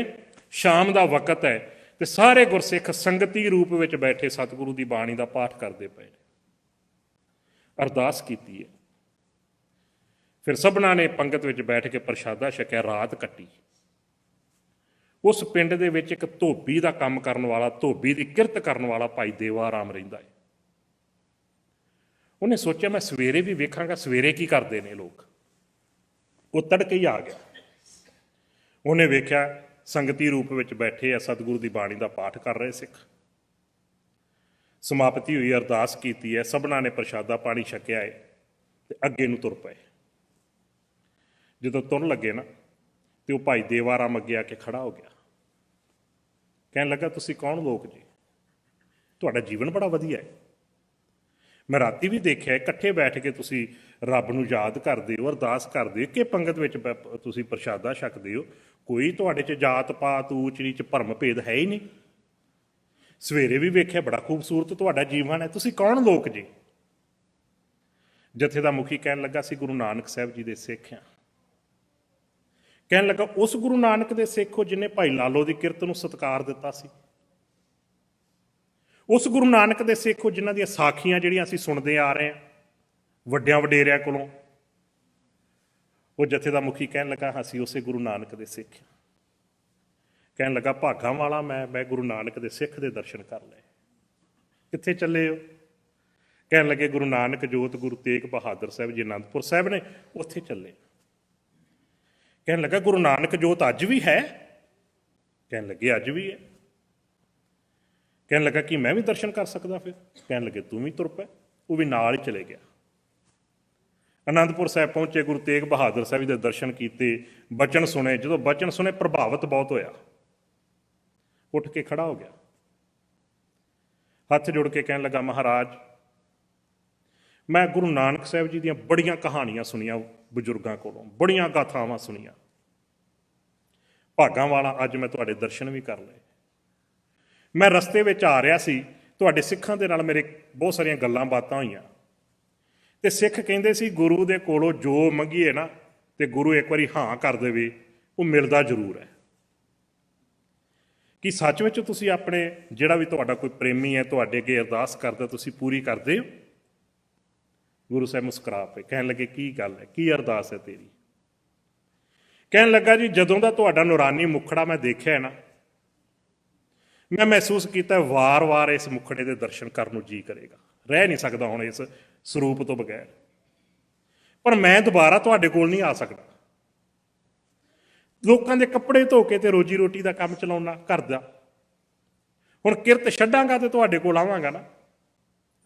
ਸਤਿਗੁਰੂ ਮੈਂ ਤੇ ਤੁਹਾਡੇ ਦਰਸ਼ਨ ਕਰਨ ਨਹੀਂ ਆ ਸਕਦਾ, ਮੇਰੀ ਇਹੀ ਅਰਦਾਸ ਹੈ ਜਿਹੜੇ ਨੂਰਾਨੀ ਮੁਖੜੇ ਦੇ ਅੱਜ ਦਰਸ਼ਨ ਕਰਕੇ ਚੱਲਿਆ ਨਾ, ਦੁਬਾਰਾ ਇਹ ਦਰਸ਼ਨ ਮੈਂ ਆਪਣੇ ਘਰ ਦੇ ਵਿੱਚ ਕਰਾਂ, ਦਰਸ਼ਨ ਦੋਗੇ? ਗੁਰੂ ਸਾਹਿਬ ਹੱਸ ਪਏ, ਕਹਿਣ ਲੱਗੇ ਆਵਾਂਗੇ ਆਵਾਂਗੇ ਲਫ਼ਜ਼ ਉਹਦੇ ਕੰਨੀ ਪੈ ਗਿਆ। ਉਹਨੂੰ ਪਤਾ ਸੀ ਜੇ ਗੁਰੂ ਨੇ ਬਚਨ ਕੀਤਾ ਨਾ, ਗੁਰੂ ਬਚਨ ਕਰਕੇ ਕਦੇ ਮੁੱਕਰਦਾ ਨਹੀਂ, ਗੁਰੂ ਬਚਨ ਦਾ ਬੜੀ ਹੈ, ਤੋੜ ਨਿਭਾਉਂਦਾ ਹੈ। ਗੁਰੂ ਸਾਹਿਬ ਕੋਲੋਂ ਆਗਿਆ ਲਈ ਤੇ ਘਰ ਵਾਪਸ ਆ ਗਿਆ ਤਰਾਵੜੀ। ਆ ਕੇ ਘਰ ਵਾਲੀ ਨੂੰ ਕਹਿਣ ਲੱਗਾ ਦੇਵਾਰਾਮ ਭਾਗਾਂ ਵਾਲੀਏ, ਜਿਸ ਗੁਰੂ ਨਾਨਕ ਦੀਆਂ ਸਾਖੀਆਂ ਆਪਣੇ ਬਜ਼ੁਰਗ ਆਪਾਂ ਨੂੰ ਸੁਣਾਉਂਦੇ ਹੁੰਦੇ ਸੀ ਨਾ, ਤੇ ਮੈਂ ਵੀ ਤੈਨੂੰ ਦੱਸਦਾ ਹੁੰਦਾ ਸੀ, ਮੈਂ ਉਸ ਗੁਰੂ ਨਾਨਕ ਜੋਤ ਦੇ ਦਰਸ਼ਨ ਕਰਕੇ ਆਇਆ। ਹੈਰਾਨ ਹੋ ਕੇ ਕਹਿਣ ਲੱਗੀ ਗੁਰੂ ਨਾਨਕ ਜੋਤ ਦੇ? ਕਹਿਣ ਲੱਗੇ ਹਾਂ, ਗੁਰੂ ਤੇਗ ਬਹਾਦਰ ਸਾਹਿਬ ਜੀ ਦੇ ਰੂਪ ਵਿੱਚ ਅਨੰਦਪੁਰ ਸਾਹਿਬ। ਕਹਿਣ ਲੱਗੇ ਮੈਨੂੰ ਵੀ ਲੈ ਜਾਂਦੇ, ਮੈਂ ਵੀ ਦਰਸ਼ਨ ਕਰ ਆਉਂਦੀ। ਕਹਿਣ ਲੱਗੇ ਕੋਈ ਗੱਲ ਨਹੀਂ, ਮੈਂ ਗੁਰੂ ਸਾਹਿਬ ਜੀ ਨੂੰ ਬੇਨਤੀ ਕੀਤੀ ਹੈ ਵੀ ਗੁਰੂ ਸਾਹਿਬ ਦੁਬਾਰਾ ਤੁਹਾਡੇ ਜਿਹੜੇ ਦਰਸ਼ਨ ਮੈਂ ਆਪਣੇ ਘਰ ਦੇ ਵਿੱਚ ਕਰਾਂ, ਤੇ ਗੁਰੂ ਸਾਹਿਬ ਕਹਿੰਦੇ ਆਵਾਂਗੇ, ਜਦੋਂ ਆਉਣਗੇ ਤੂੰ ਵੀ ਦਰਸ਼ਨ ਕਰ ਲਈ। ਹੱਸ ਕੇ ਕਹਿਣ ਲੱਗੀ ਕਮਾਲ ਕਰਦੇ ਬੱਚਿਆਂ ਵਾਲੀ ਗੱਲ, ਉਹ ਗੁਰੂ ਨਾਨਕ ਜੋਤ ਹੈ, ਰੱਬੀ ਜੋਤ ਹੈ, ਸਾਡਾ ਕੱਚਾ ਘਰ ਕੱਚੀ ਛੱਤ, ਗੁਰੂ ਇੱਥੇ ਆਵੇਗਾ। ਉਹ ਕਹਿਣ ਲੱਗੇ ਕਰਮਾਂ ਵਾਲੀਏ, ਗੁਰੂ ਛੱਤ ਨਹੀਂ ਵਹਿੰਦਾ, ਗੁਰੂ ਘਰ ਨਹੀਂ ਵਹਿੰਦਾ, ਗੁਰੂ ਆਪਣੇ ਪਿਆਰਿਆਂ ਦਾ ਸਿਦਕ ਵਹਿੰਦਾ ਹੈ। ਸਿਦਕ ਨਹੀਂ ਕੱਚਾ ਹੋਣਾ ਚਾਹੀਦਾ, ਸਿਦਕ ਪੱਕਾ ਹੋਣਾ ਚਾਹੀਦਾ। ਜੇ ਗੁਰੂ ਨੇ ਬਚਨ ਕੀਤਾ ਹੈ, ਚਲੋ ਹੋਰ ਕੁਛ ਨਹੀਂ, ਗੁਰੂ ਦੇ ਬਚਨਾਂ ਦੇ ਉੱਤੇ ਤੇ ਭਰੋਸਾ ਹੈ ਨਾ। ਜੇ ਗੁਰੂ ਨੇ ਬਚਨ ਕੀਤਾ, ਗੁਰੂ ਨਿਭਾਵੇਗਾ ਜ਼ਰੂਰ। ਕਹਿਣ ਲੱਗੀ ਇਹ ਤੇ ਮੈਨੂੰ ਵੀ ਪਤਾ ਹੈ, ਜੇ ਗੁਰੂ ਨੇ ਬਚਨ ਕੀਤਾ ਗੁਰੂ ਨਿਭਾਵੇਗਾ ਜ਼ਰੂਰ। ਮੰਨ ਲਓ ਤੁਸੀਂ ਗੁਰੂ ਸਾਹਿਬ ਜੀ ਨੂੰ ਬੇਨਤੀ ਕਰਕੇ ਤੇ ਗੁਰੂ ਸਾਹਿਬ ਕਹਿੰਦੇ ਆਵਾਂਗੇ, ਮੰਨ ਲਓ ਜੇ ਗੁਰੂ ਸਾਹਿਬ ਆ ਜਾਣ, ਬਿਠਾਓਗੇ ਕਿੱਥੇ? ਘਰ ਵਿੱਚ ਤੇ ਬੈਠਣ ਨੂੰ ਥਾਂ ਵੀ ਨਹੀਂ ਕੋਈ ਹੈਗੀ। ਉਸੇ ਵੇਲੇ ਗਏ, ਲੱਕੜ ਕੱਟੀ ਜੰਗਲ ਚੋਂ, ਕਾਰੀਗਰ ਦੇ ਕੋਲ ਗਏ, ਕਹਿਣ ਲੱਗੇ ਕਰਮਾਂ ਵਾਲਿਆ, ਰੀਝਾਂ ਦੇ ਨਾਲ ਇੱਕ ਚੌਂਕੀ ਤਿਆਰ ਕਰ, ਮੇਰੇ ਘਰ ਗੁਰੂ ਸਾਹਿਬ ਨੇ ਆਉਣਾ ਹੈ, ਉਹ ਚੌਂਕੀ ਤੇ ਬੈਠਣਗੇ। ਚੌਂਕੀ ਤਿਆਰ ਕਰਵਾਈ ਤੇ ਘਰ ਲੈ ਕੇ ਆਇਆ। ਕਹਿਣ ਲੱਗਾ ਕਰਮਾਂ ਵਾਲੀਏ, ਜਦੋਂ ਗੁਰੂ ਸਾਹਿਬ ਆਉਣਗੇ ਨਾ, ਆਪਾਂ ਇਸ ਚੌਂਕੀ ਤੇ ਗੁਰੂ ਸਾਹਿਬ ਨੂੰ ਬਿਠਾਵਾਂਗੇ। ਉਹਨੇ ਵੇਖਿਆ ਮੇਰਾ ਪਤੀ ਜਿਹੜਾ ਤੇ ਗੁਰੂ ਦੇ ਪਿਆਰ 'ਚ ਬੇਬਲ ਹੋਇਆ ਪਿਆ ਹੈ।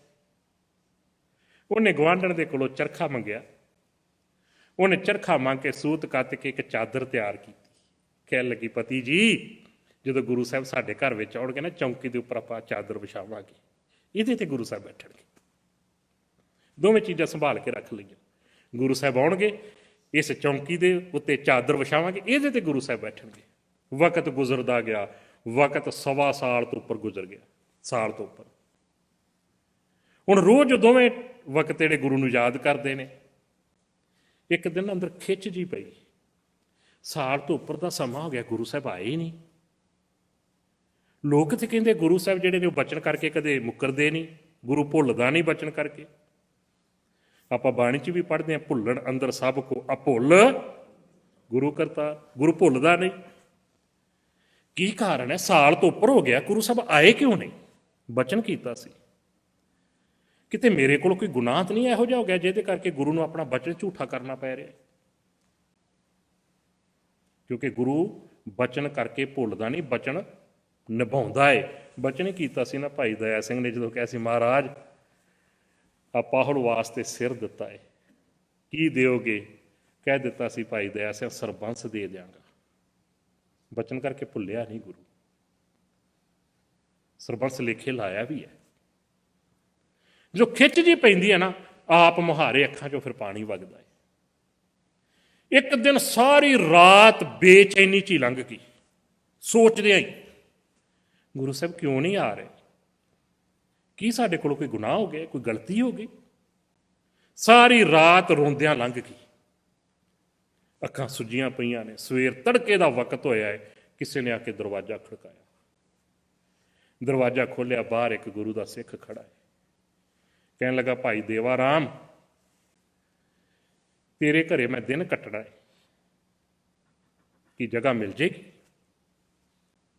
ਕਹਿਣ ਲੱਗਾ ਜੀ ਆਇਆਂ ਨੂੰ। ਮਨ 'ਚ ਸੋਚਣ ਲੱਗਾ, ਮਨ ਐਵੇਂ ਰਾਤ ਸ਼ਿਕਵੇ ਕਰਦਾ ਰਿਹਾ ਗੁਰੂ ਨਾਲ, ਗੁਰੂ ਆਇਆ ਨਹੀਂ, ਗੁਰੂ ਨੇ ਬਚਨ ਨਹੀਂ ਨਿਭਾਇਆ। ਆ ਗੁਰੂ ਦਾ ਸਿੱਖ ਆ ਗਿਆ ਨਾ, ਇਹਦਾ ਮਤਲਬ ਗੁਰੂ ਨੂੰ ਯਾਦ ਆ ਮੈਂ। ਕਹਿਣ ਲੱਗਾ ਜੀ ਜੀ ਆਇਆਂ ਨੂੰ, ਆਓ ਬੈਠੋ। ਹੁਣ ਉਹ ਸਿੱਖ ਜਿਹੜਾ ਉਹ ਆਪਣੇ ਹਿਸਾਬ ਦੇ ਵਿੱਚ ਹੈ, ਕਿਤੇ ਮੈਂ ਗਲਤ ਥਾਂ ਤੇ ਫਸ ਨਾ ਜਾਵਾਂ। ਉਹ ਵਾਰ-ਵਾਰ ਭਾਈ ਦੇਵਾ ਰਾਮ ਦਾ ਚਿਹਰਾ ਵੇਖਣ ਲੱਗ ਪਿਆ। ਕਹਿਣ ਲੱਗਾ ਕੀ ਗੱਲ ਹੈ, ਤੇਰੀਆਂ ਅੱਖਾਂ ਸੁੱਜੀਆਂ ਹੋਈਆਂ ਨੇ, ਮੈਨੂੰ ਲੱਗਦਾ ਤੂੰ ਸਾਰੀ ਰਾਤ ਰੋਇਆ ਹੈ। ਕੋਈ ਦੁੱਖ ਹੈ, ਬਿਮਾਰੀ ਹੈ, ਜਾਂ ਕੀ ਪ੍ਰੋਬਲਮ ਹੈ, ਕੀ ਸਮੱਸਿਆ ਆ ਗਈ? ਉਹ ਕਹਿਣ ਲੱਗਾ ਯਾਰ ਕੋਈ ਸਮੱਸਿਆ ਨਹੀਂ, ਕੋਈ ਦੁੱਖ ਨਹੀਂ, ਕੋਈ ਬਿਮਾਰੀ ਨਹੀਂ। ਕਹਿਣ ਲੱਗਾ ਫਿਰ ਵੀ ਕੋਈ ਨਾ ਕੋਈ ਕਾਰਨ ਹੋਵੇਗਾ। ਲੋਕੀ ਤੇ ਕਹਿੰਦੇ ਆ ਸੂਲੀ ਤੇ ਨੀਂਦ ਆ ਜਾਂਦੀ ਹੈ, ਤੈਨੂੰ ਘਰ ਵਿੱਚ ਹੀ ਨਹੀਂ ਨੀਂਦ ਆਈ ਰਾਤ? ਸਾਰੀ ਗੱਲ ਦੱਸੀ। ਗੁਰੂ ਸਾਹਿਬ ਕੋਲ ਗਿਆ ਸੀ, ਬੇਨਤੀ ਕੀਤੀ ਸੀ, ਗੁਰੂ ਸਾਹਿਬ ਨੇ ਆ ਬਚਨ ਕੀਤਾ ਸੀ। ਬਸ ਚਿੱਤ 'ਚ ਉਹੀ ਚਿਤਵਨੀ ਰਹੀ ਵੀ ਗੁਰੂ ਸਾਹਿਬ ਆਏ ਕਿਉਂ ਨਹੀਂ? ਗੁਰੂ ਸਾਹਿਬ ਕਹਿੰਦੇ ਸੀ ਦਰਸ਼ਨ ਦੇਵਾਂਗੇ ਤੇਰੇ ਘਰ ਆ ਕੇ। ਜਦੋਂ ਇੰਨੀ ਗੱਲ ਕਹੀ ਤੇ ਉਹ ਸਿੱਖ ਸਮਝ ਗਿਆ ਕਿ ਗੁਰੂ ਸਾਹਿਬ ਜੀ ਦੀ ਖੇਡ ਕੀ ਹੈ। ਫਿਰ ਵੀ ਪਰਖਣ ਲਈ ਕਹਿਣ ਲੱਗਾ ਭਾਈ ਦੇਵਾ ਰਾਮ, ਇੱਕ ਗੱਲ ਸੱਚੀ ਦੱਸਾਂ? ਕਹਿਣ ਲੱਗਾ ਜੀ ਦੱਸੋ। ਕਹਿਣ ਲੱਗੇ ਗੁਰੂ ਤੇਗ ਬਹਾਦਰ ਸਾਹਿਬ ਨੇ ਤੇਰੇ ਘਰ ਕਦੇ ਨਹੀਂ ਆਉਣਾ। ਕਹਿਣ ਲੱਗਾ ਕਿਵੇਂ ਕਹਿ ਸਕਦੇ ਹੋ? ਗੁਰੂ ਸਾਹਿਬ ਨੇ ਬਚਨ ਕੀਤਾ ਸੀ ਆਵਾਂਗੇ, ਕਿਉਂ ਨਹੀਂ ਮੇਰੇ ਘਰ ਆਉਣਾ? ਕਹਿਣ ਲੱਗੇ ਕਿਵੇਂ ਆਵੇਗਾ? ਗੁਰੂ ਸਾਹਿਬ ਜੀ ਨੂੰ ਤੇ ਸ਼ਹੀਦ ਕਰ ਦਿੱਤਾ ਹੈ ਚਾਂਦਨੀ ਚੌਕ। ਕਹਿਣ ਲੱਗਾ ਨਾ, ਇਸ ਤਰ੍ਹਾਂ ਨਾ ਬੋਲ ਮੇਰੇ ਗੁਰੂ ਲਈ। ਮੇਰੇ ਗੁਰੂ ਨੇ ਬਚਨ ਕੀਤਾ ਸੀ ਆਵਾਂਗੇ। ਕਿਵੇਂ ਹੋ ਸਕਦਾ ਕਿ ਗੁਰੂ ਨੇ ਬਚਨ ਨਿਭਾਇਆ ਨਾ ਹੋਵੇ ਤੇ ਗੁਰੂ ਸੰਸਾਰ ਤੋਂ ਚਲੇ ਜਾਵੇ? ਤੂੰ ਝੂਠ ਬੋਲਦਾ ਹੈ। ਉਹ ਸਿੱਖ ਸੀ ਭਾਈ ਜੈਤਾ। ਕਹਿਣ ਲੱਗਾ ਦੇਵਾ ਰਾਮ, ਉਹ ਜ਼ੁਬਾਨ ਨਾ ਸੜ ਜੇਗੀ ਜਿਹੜੀ ਆਪਣੇ ਗੁਰੂ ਵਾਸਤੇ ਇਹੋ ਜਿਹਾ ਝੂਠ ਬੋਲੇਗੀ। ਮੇਰੀਆਂ ਅੱਖਾਂ ਦੇ ਸਾਹਮਣੇ ਗੁਰੂ ਤੇਗ ਬਹਾਦਰ ਸਾਹਿਬ ਜੀ ਨੂੰ ਸ਼ਹੀਦ ਕੀਤਾ ਹੈ। ਜਦੋਂ ਇੰਨੀ ਗੱਲ ਸੁਣੀ ਤੇ ਭੁੱਬ ਨਿਕਲ ਗਈ। ਚੌਂਕੀ ਲਿਆ ਕੇ ਕਹਿਣ ਲੱਗਾ ਮੈਂ ਤੇ ਚੌਂਕੀ ਤਿਆਰ ਕਰਵਾ ਕੇ ਰੱਖੀ ਸੀ, ਮੇਰਾ ਗੁਰੂ ਇਹਦੇ ਤੇ ਆ ਕੇ ਬੈਠੇਗਾ। ਉਹਦੀ ਪਤਨੀ ਦੌੜ ਕੇ ਗਈ, ਜਾ ਕੇ ਚਾਦਰ ਲਿਆ ਕੇ ਚੌਂਕੀ ਤੇ ਵਿਛਾ ਕੇ ਕਹਿਣ ਲੱਗੀ ਗੁਰਸਿੱਖ ਨੂੰ ਕਿ ਮੈਂ ਤੇ ਆ ਚਾਦਰ ਤਿਆਰ ਕਰਕੇ ਰੱਖੀ ਸੀ, ਮੇਰਾ ਸਤਿਗੁਰੂ ਚੌਂਕੀ ਤੇ ਚਾਦਰ ਵਿਛਾਵਾਂਗੀ, ਉਹਦੇ ਤੇ ਆ ਕੇ ਬੈਠਣਗੇ। ਸਤਿਗੁਰੂ ਕਿਹੜਾ ਇਹੋ ਜਿਹੀ ਸਾਡੇ ਕੋਲ ਕੋਈ ਗੁਨਾਹ ਪਾਪ ਹੋ ਗਿਆ ਸੀ, ਤੁਸੀਂ ਸੰਸਾਰ ਤੋਂ ਵੀ ਚਲੇ ਗਏ ਤੇ ਦਰਸ਼ਨ ਵੀ ਨਹੀਂ ਦਿੱਤੇ, ਬਚਨ ਕਰਕੇ ਜਿਹੜੇ ਝੂਠੇ ਕਰਨੇ ਪੈ ਗਏ। ਭਾਈ ਜੈਤਾ ਜੀ ਨੇ ਮਹਿਸੂਸ ਕਰ ਲਿਆ ਕਿ ਸੇਫ ਜਗ੍ਹਾ ਹੈ, ਇਹ ਤੇ ਗੁਰੂ ਦੇ ਪਿਆਰ 'ਚ ਬਿਹਬਲ ਹੋਇਆ ਹੈ ਪਰਿਵਾਰ। ਉਹਨਾਂ ਨੇ ਜਿਹੜਾ ਸਮਾਨ ਸੀ ਨਾ ਉਹਨਾਂ ਦੇ ਕੋਲ ਚੌਂਕੀ ਦੇ ਉੱਤੇ ਰੱਖ ਦਿੱਤਾ। ਜਦੋਂ ਚੌਂਕੀ ਤੇ ਰੱਖਿਆ ਤੇ ਭਾਈ ਦੇਵਾ ਰਾਮ ਗੁੱਸੇ 'ਚ ਲੋਹੇ ਲਾਖੇ ਹੋ ਗਏ। ਕਹਿਣ ਲੱਗੇ ਸਮਾਨ ਚੱਕ, ਤੈਨੂੰ ਮੈਂ ਦੱਸਿਆ ਨਾ ਮੇਰੇ ਗੁਰੂ ਦੇ ਬੈਠਣ ਵਾਸਤੇ ਜਗ੍ਹਾ ਏ, ਤੂੰ ਇੱਥੇ ਲਿਆ ਕੇ ਹੋਰ ਸਮਾਨ ਰੱਖਤਾ, ਮੇਰੇ ਘਰੋਂ ਚਲੇ ਜਾ। ਭਾਈ ਜੈਤਾ ਦੰਗ ਹੋ ਗਿਆ। ਕਹਿਣ ਲੱਗਾ ਉਹ ਗੁਰੂ ਦੇ ਪਿਆਰਿਆ, ਤੈਨੂੰ ਪਤਾ ਵੀ ਲੱਗ ਗਿਆ ਗੁਰੂ ਸ਼ਹੀਦ ਹੋ ਚੁੱਕਾ ਏ, ਫਿਰ ਵੀ ਆਸ ਲਾ ਕੇ ਬੈਠਾ ਕਿ ਇਸ ਜਗ੍ਹਾ ਦੇ ਉੱਤੇ ਆ ਕੇ ਮੇਰਾ ਗੁਰੂ ਬੈਠੇਗਾ। ਇੰਨਾ ਭਰੋਸਾ ਗੁਰੂ ਤੇ, ਇੰਨਾ ਵਿਸ਼ਵਾਸ ਗੁਰੂ ਤੇ कि ये जेड़ी मैं जगह गुरु वास्ते तैयार करके रखी है ते गुरु ही बैठेगा, गुरु तो बगैर किसी होर नूं थां नहीं, होर किसी नूं आग्या नहीं। मैं जो इतिहास का पन्ना पढ़ रहा सी मैं हैरान हो गया। मैं क्या इक्को वार उस भाई देवा राम ने गुरु के दर्शन किए सी, उन्होंने समझ आ गई सी जेड़ी जगह गुरु के वास्ते है उस जगह के उपर किसी होर दा अधिकार नहीं। इत्थे जिंदगी बीत चली दर्शन करदियां ते मत्थे टेकदियां अजे तक नहीं समझ आई सिख दा हिरदा गुरु दे बैठण वास्ते है, किसी होर नूं जगह नहीं। कोई किसी नूं लैके बैठा है, कोई किसी नूं लैके बैठा है, कोई किसी बाबे नूं लैके बैठा है, कोई किसी जगह नूं लैके बैठा है, कोई किसी कबर मड़ी, कोई किसी नूं लैके बैठा है। मैं बेनती करा सिख दा दिल गुरु वास्ते है ते गुरु दा दिल सिख वास्ते है।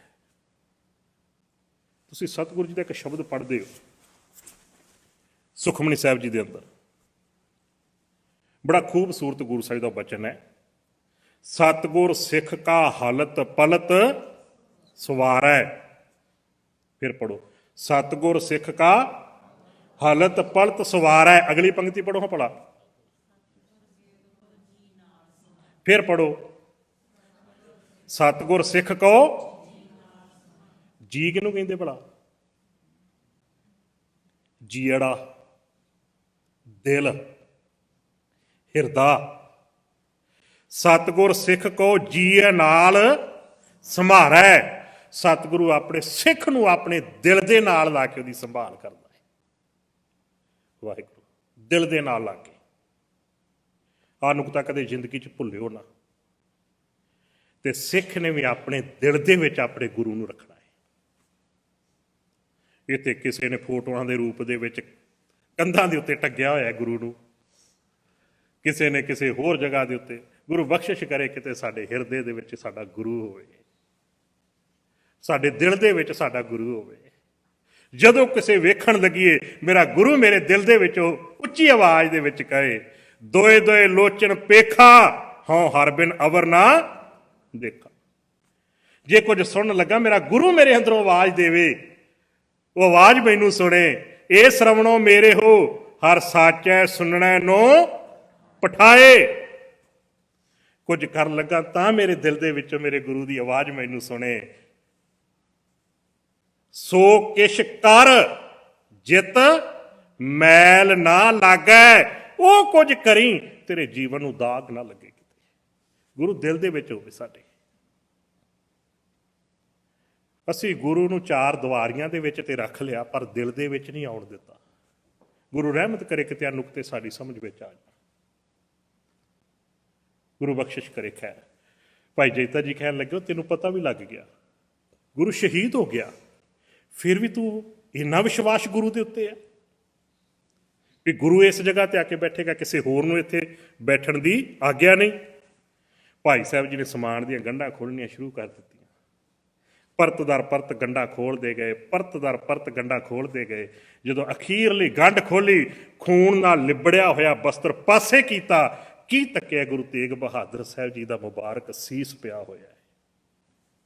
देख के भुब निकल गई दोनों जियां दी। भाई देवा राम कहन लगा, सतगुरु मैं बेनती कीती सी जेड़े मुखड़े दे अज दर्शन करके चलिया दोबारा अपने घर दे अंदर करांगा।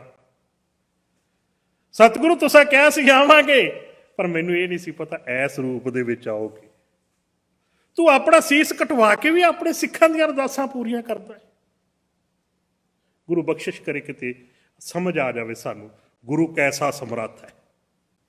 गुरु तेग बहादुर पातशाह जी का मुबारक सीस दूसरा पड़ाव तरावड़ी नगर दे विच कीता गया।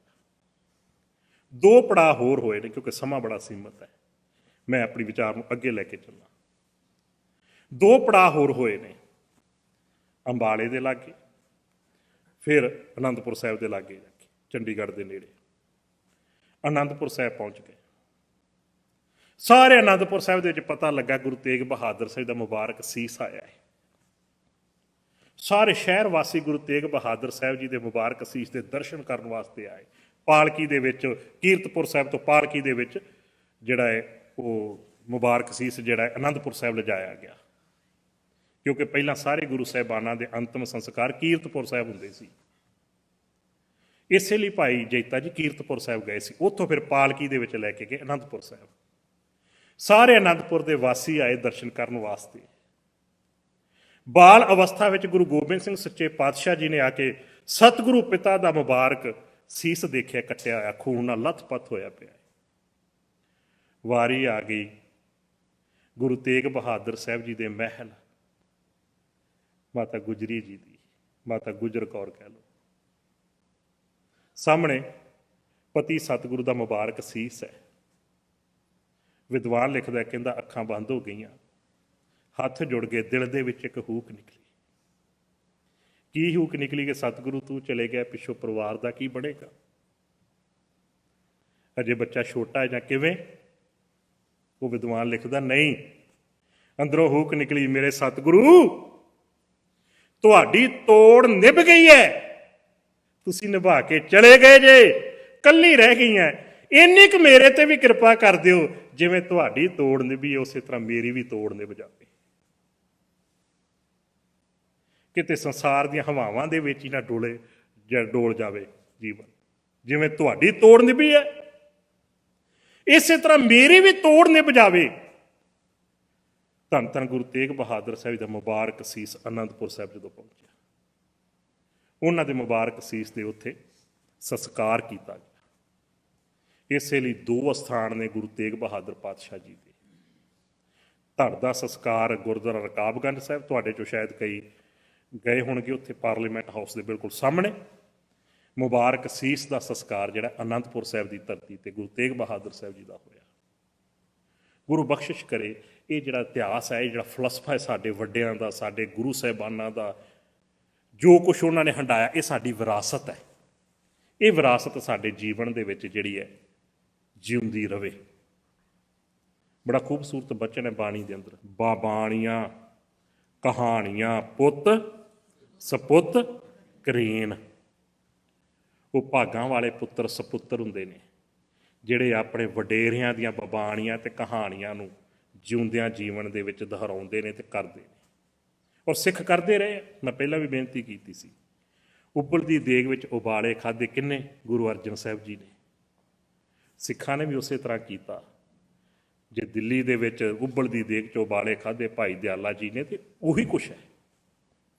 ਜੇ ਗੁਰੂ ਦੇ ਜਿਸਮ ਤੇ ਤੱਤੀ ਰੇਤਾ ਤੇ ਤੱਤੀ ਲੋਹ ਤੇ ਗੁਰੂ ਬੈਠ ਕੇ ਜਿਉਂਦਾ ਸੜਦਾ ਏ, ਇੱਥੇ ਵੀ ਰੂਹ ਨਾਲ ਲਪੇਟ ਕੇ ਜਿਉਂਦਿਆਂ ਸਾੜਿਆ ਗਿਆ ਹੈ।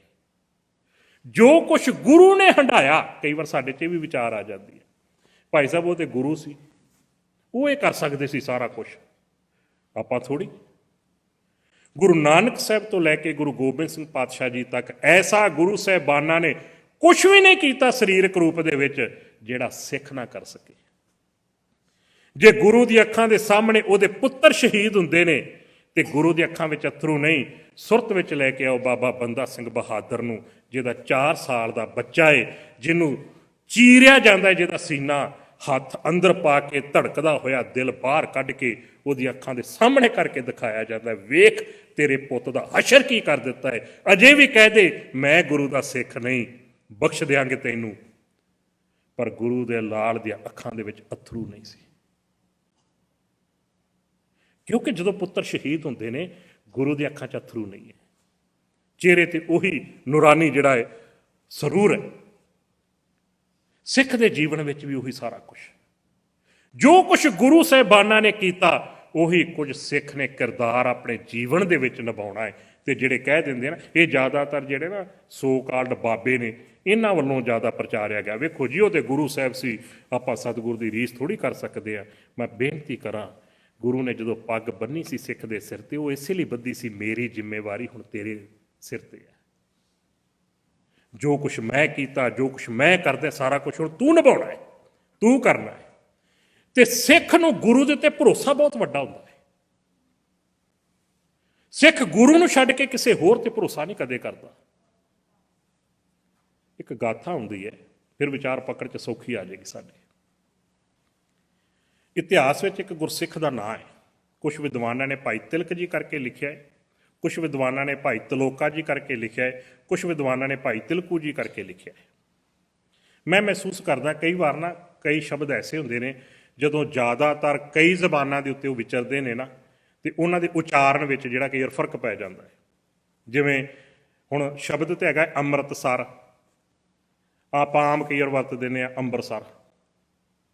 ਸਾਡੀਆਂ ਬਜ਼ੁਰਗ ਮਾਤਾਵਾਂ ਜਦੋਂ ਵਾਹਿਗੁਰੂ ਕਹਿਣਾ ਹੁੰਦਾ ਸੀ ਵਾਖਰੂ ਕਹਿ ਦਿੰਦੀਆਂ ਸੀ। ਹੁਣ ਸਤਿ ਸ੍ਰੀ ਅਕਾਲ ਹੈ, ਆਪਾਂ ਜੋ ਮਿਲਦੇ ਸਤਿ ਸ੍ਰੀ ਅਕਾਲ ਲਫ਼ਜ਼ ਕਈ ਜ਼ਬਾਨਾਂ ਤੇ ਜਦੋਂ ਨਿਖਰ ਜਾਂਦਾ ਨਾ, ਉਹ ਬੋਲੀਆਂ ਦੇ ਹਿਸਾਬ ਨਾਲ ਦਾ ਰੂਪ ਚੇਂਜ ਹੋ ਜਾਂਦਾ ਕਈ ਵਾਰ। ਪਰ ਆਪਾਂ ਜਿਹੜਾ ਉਹ ਪਾਤਰ ਹੈ, ਉਹ ਕਿਰਦਾਰ ਜਿਹੜਾ ਹੈ, ਉਹਦੇ ਨਾਲ ਸਾਂਝ ਬਣਾਉਣੀ ਹੈ, ਉਹਦੇ ਨਾਲ ਸਾਂਝ ਬਣਾਉਣੀ ਹੈ। ਉਹਨੇ ਗੁਰੂ ਅਰਜਨ ਸਾਹਿਬ ਪਾਤਸ਼ਾਹ ਜੀ ਦੇ ਦਰਸ਼ਨ ਕੀਤੇ।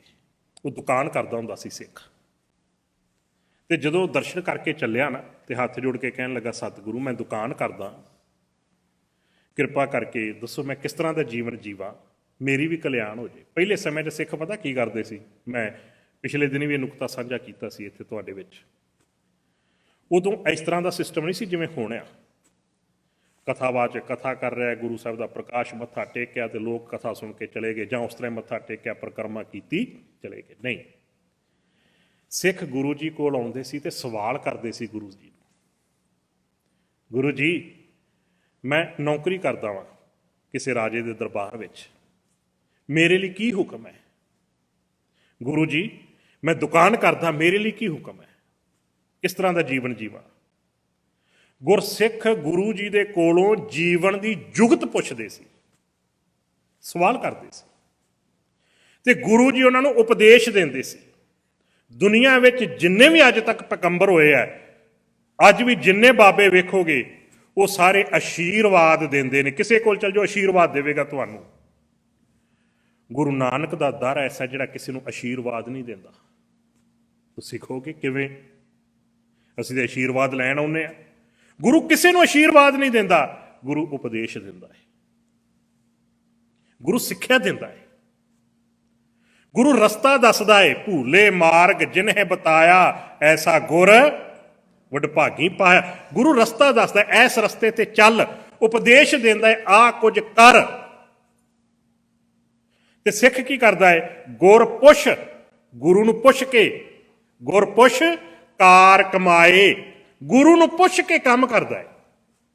ਜੀਵਨ ਵਿੱਚ ਜਿਹੜਾ ਵੀ ਕੰਮ ਕਰਨਾ ਉਹ ਗੁਰੂ ਨੂੰ ਪੁੱਛ ਕੇ ਕਰਦਾ ਹੈ। ਬੱਚੀ ਬੱਚੇ ਦਾ ਆਨੰਦ ਕਾਰਜ ਵਿਆਹ, ਗੁਰੂ ਨੂੰ ਪੁੱਛਦਾ ਹੈ, ਅਰਦਾਸ ਕਰਦਾ ਹੈ, ਗੁਰੂ ਹੁਕਮ ਸੁਣਾਉਂਦਾ ਹੈ, ਉਪਦੇਸ਼ ਦਿੰਦਾ ਹੈ, ਉਹਦੇ ਮੁਤਾਬਕ ਆਪਣੇ ਕਾਰਜ ਕਰਦਾ ਹੈ। ਗੁਰ ਕਹਿਆ ਸਾ ਕਾਰ ਕਮਾਵੋ, ਜੋ ਗੁਰੂ ਕਹਿੰਦਾ ਹੈ ਉਹ ਕੰਮ ਕਰਨਾ। ਗੁਰੂ ਰਹਿਮਤ ਕਰੇ ਅਸੀਂ ਤੇ ਨਿਤਨੇਮ ਕਰਨਾ ਹੁੰਦਾ, ਬਾਬਿਆਂ ਕੋਲੋਂ ਪੁੱਛਦੇ ਜਾਂ ਭਾਈ ਸਾਹਿਬ ਕੋਲੋਂ ਪੁੱਛਣਗੇ, ਭਾਈ ਸਾਹਿਬ ਤੁਸੀਂ ਦੱਸਿਓ ਕਿਹੜੀ ਬਾਣੀ ਕਿੰਨੇ ਵਜੇ ਪੜ੍ਹਨੀ ਚਾਹੀਦੀ ਹੈ? ਭਾਈ ਸਾਹਿਬ ਜੇ ਦੁਪਹਿਰੇ ਕਿਤੇ ਜਪਜੀ ਸਾਹਿਬ ਪੜ੍ਹ ਲਈਏ, ਕਿਤੇ ਕੁਛ ਗਲਤ ਤਾਂ ਨਹੀਂ ਹੋ ਜੂ? ਸ਼ਾਮ ਨੂੰ ਕਿਤੇ ਜਪਜੀ ਸਾਹਿਬ ਪੜ੍ਹਿਆ, ਕੁਛ ਗਲਤ ਤਾਂ ਨਹੀਂ ਹੋ ਜੂ? ਗੁਰੂ ਨੂੰ ਪੁੱਛੀਏ, ਗੁਰੂ ਜੀ ਕਿਹੜਾ ਸਮਾਂ ਹੈ ਜਦੋਂ ਤੁਹਾਡੇ ਨਾਲ ਜੁੜਨਾ ਹੈ ਅਸੀਂ? ਗੁਰੂ ਸਾਹਿਬ ਕਹਿੰਦੇ ਨੇ, ਸਾਈ ਘੜੀ ਸੁਲੱਖਣੀ ਸਹੁ ਨਾਲ ਵਿਹਾਵੈ। ਉਹ ਜੀਵਨ ਦੀ ਜਿਹੜੀ ਵੀ ਘੜੀ ਮਾਲਕ ਪਰਮਾਤਮਾ ਦੇ ਨਾਲ ਜੁੜਿਆ ਤੁਹਾਡੀ ਬੀਤਦੀ ਹੈ, ਸਮਝ ਲੈਣਾ ਉਹ ਸੁਲੱਖਣੀ ਹੈ, ਉਹ ਭਾਗਾਂ ਵਾਲੀ ਹੈ।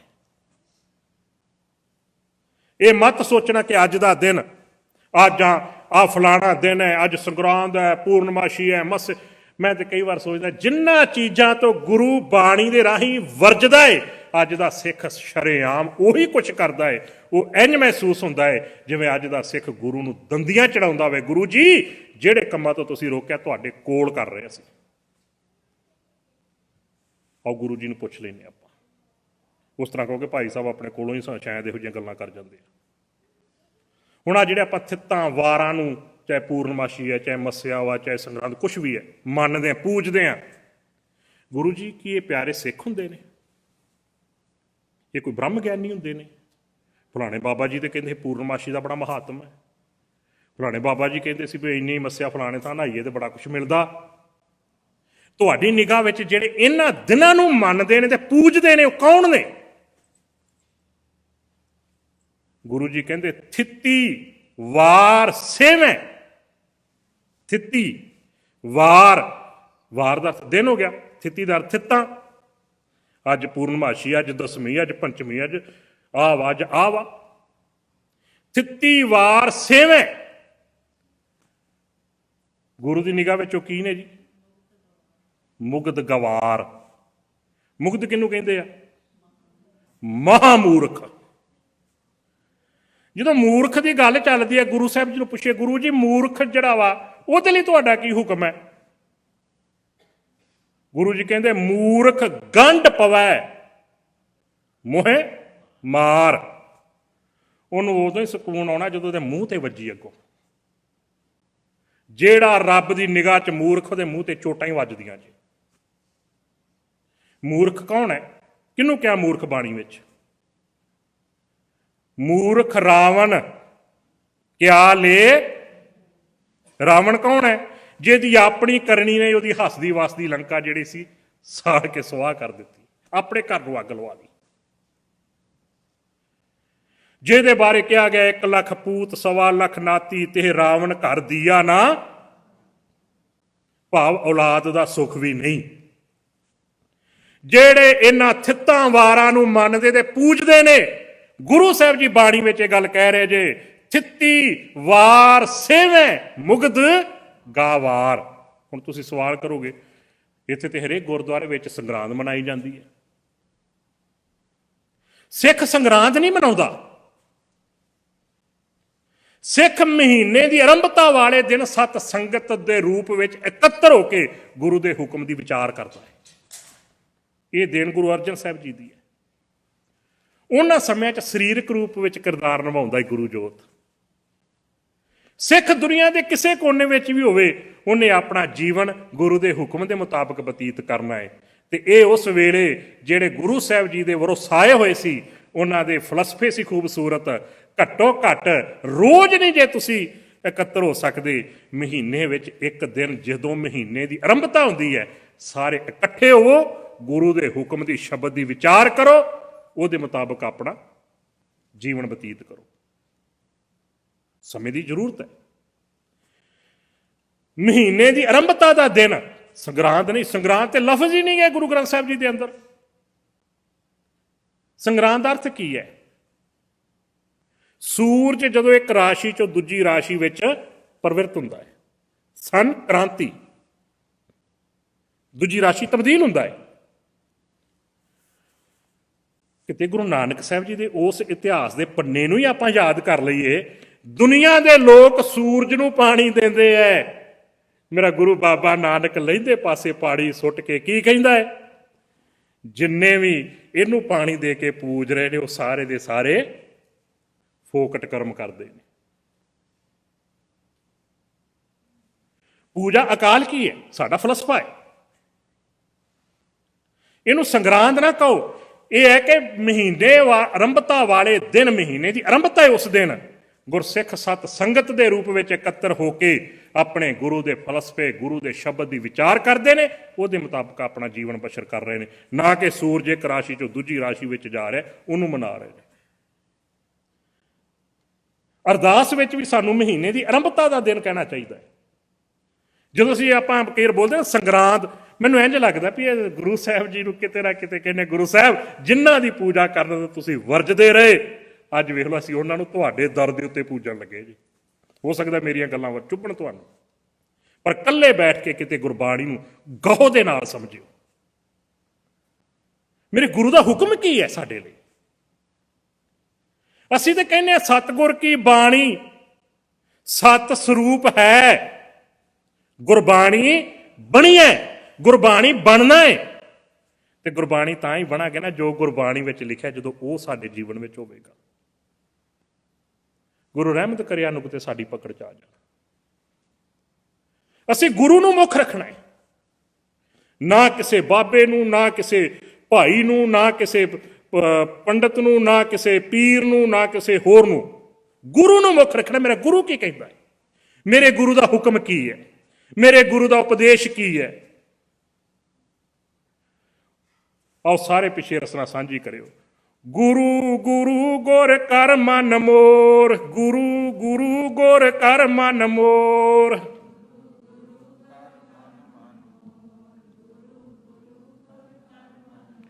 ਗੁਰੂ ਬਿਨਾ ਮੈਂ ਨਾਹੀ ਹੋਰ, ਗੁਰੂ ਬਿਨਾ ਮੈਂ ਨਾਹੀ ਹੋਰ।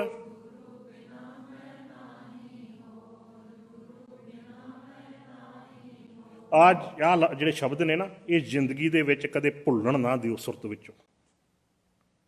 ਜਿਹੜਾ ਸ਼ਬਦ ਤੇ ਸੁਰਤ ਦੇ ਮੇਲ ਦੀ ਗੱਲ ਹੈ ਨਾ ਬਾਣੀ ਵਿੱਚ, ਇਹ ਆਉਣ ਵਾਲੇ ਦਿਨਾਂ 'ਚ ਵੀ ਮੈਂ ਨੁਕਤਾ ਸਾਂਝਾ ਕਰਾਂਗਾ ਤੁਹਾਡੇ ਨਾਲ ਖੁੱਲ੍ਹ ਕੇ। ਇਹ ਵੀ ਬੜਾ ਉਲਝਾਇਆ ਗਿਆ। ਉਹ ਜੀ ਅੱਖਾਂ ਬੰਦ ਕਰਕੇ ਸੁਰਤ ਤਾਲੂ ਵਿੱਚ ਲੈ ਜੋ ਸ਼ਬਦ ਜਿਹੜਾ ਉਹਨੂੰ ਘੁਮਾਉਣਾ ਹੈ ਆਪਣੇ ਅੰਦਰ, ਅੱਧਾ ਸ਼ਬਦ ਅੰਦਰ ਖੜਨਾ ਹੈ, ਅੱਧਾ ਸਾਰਾ ਹੀ ਬਾਹਰ ਕੱਢਣਾ ਹੈ।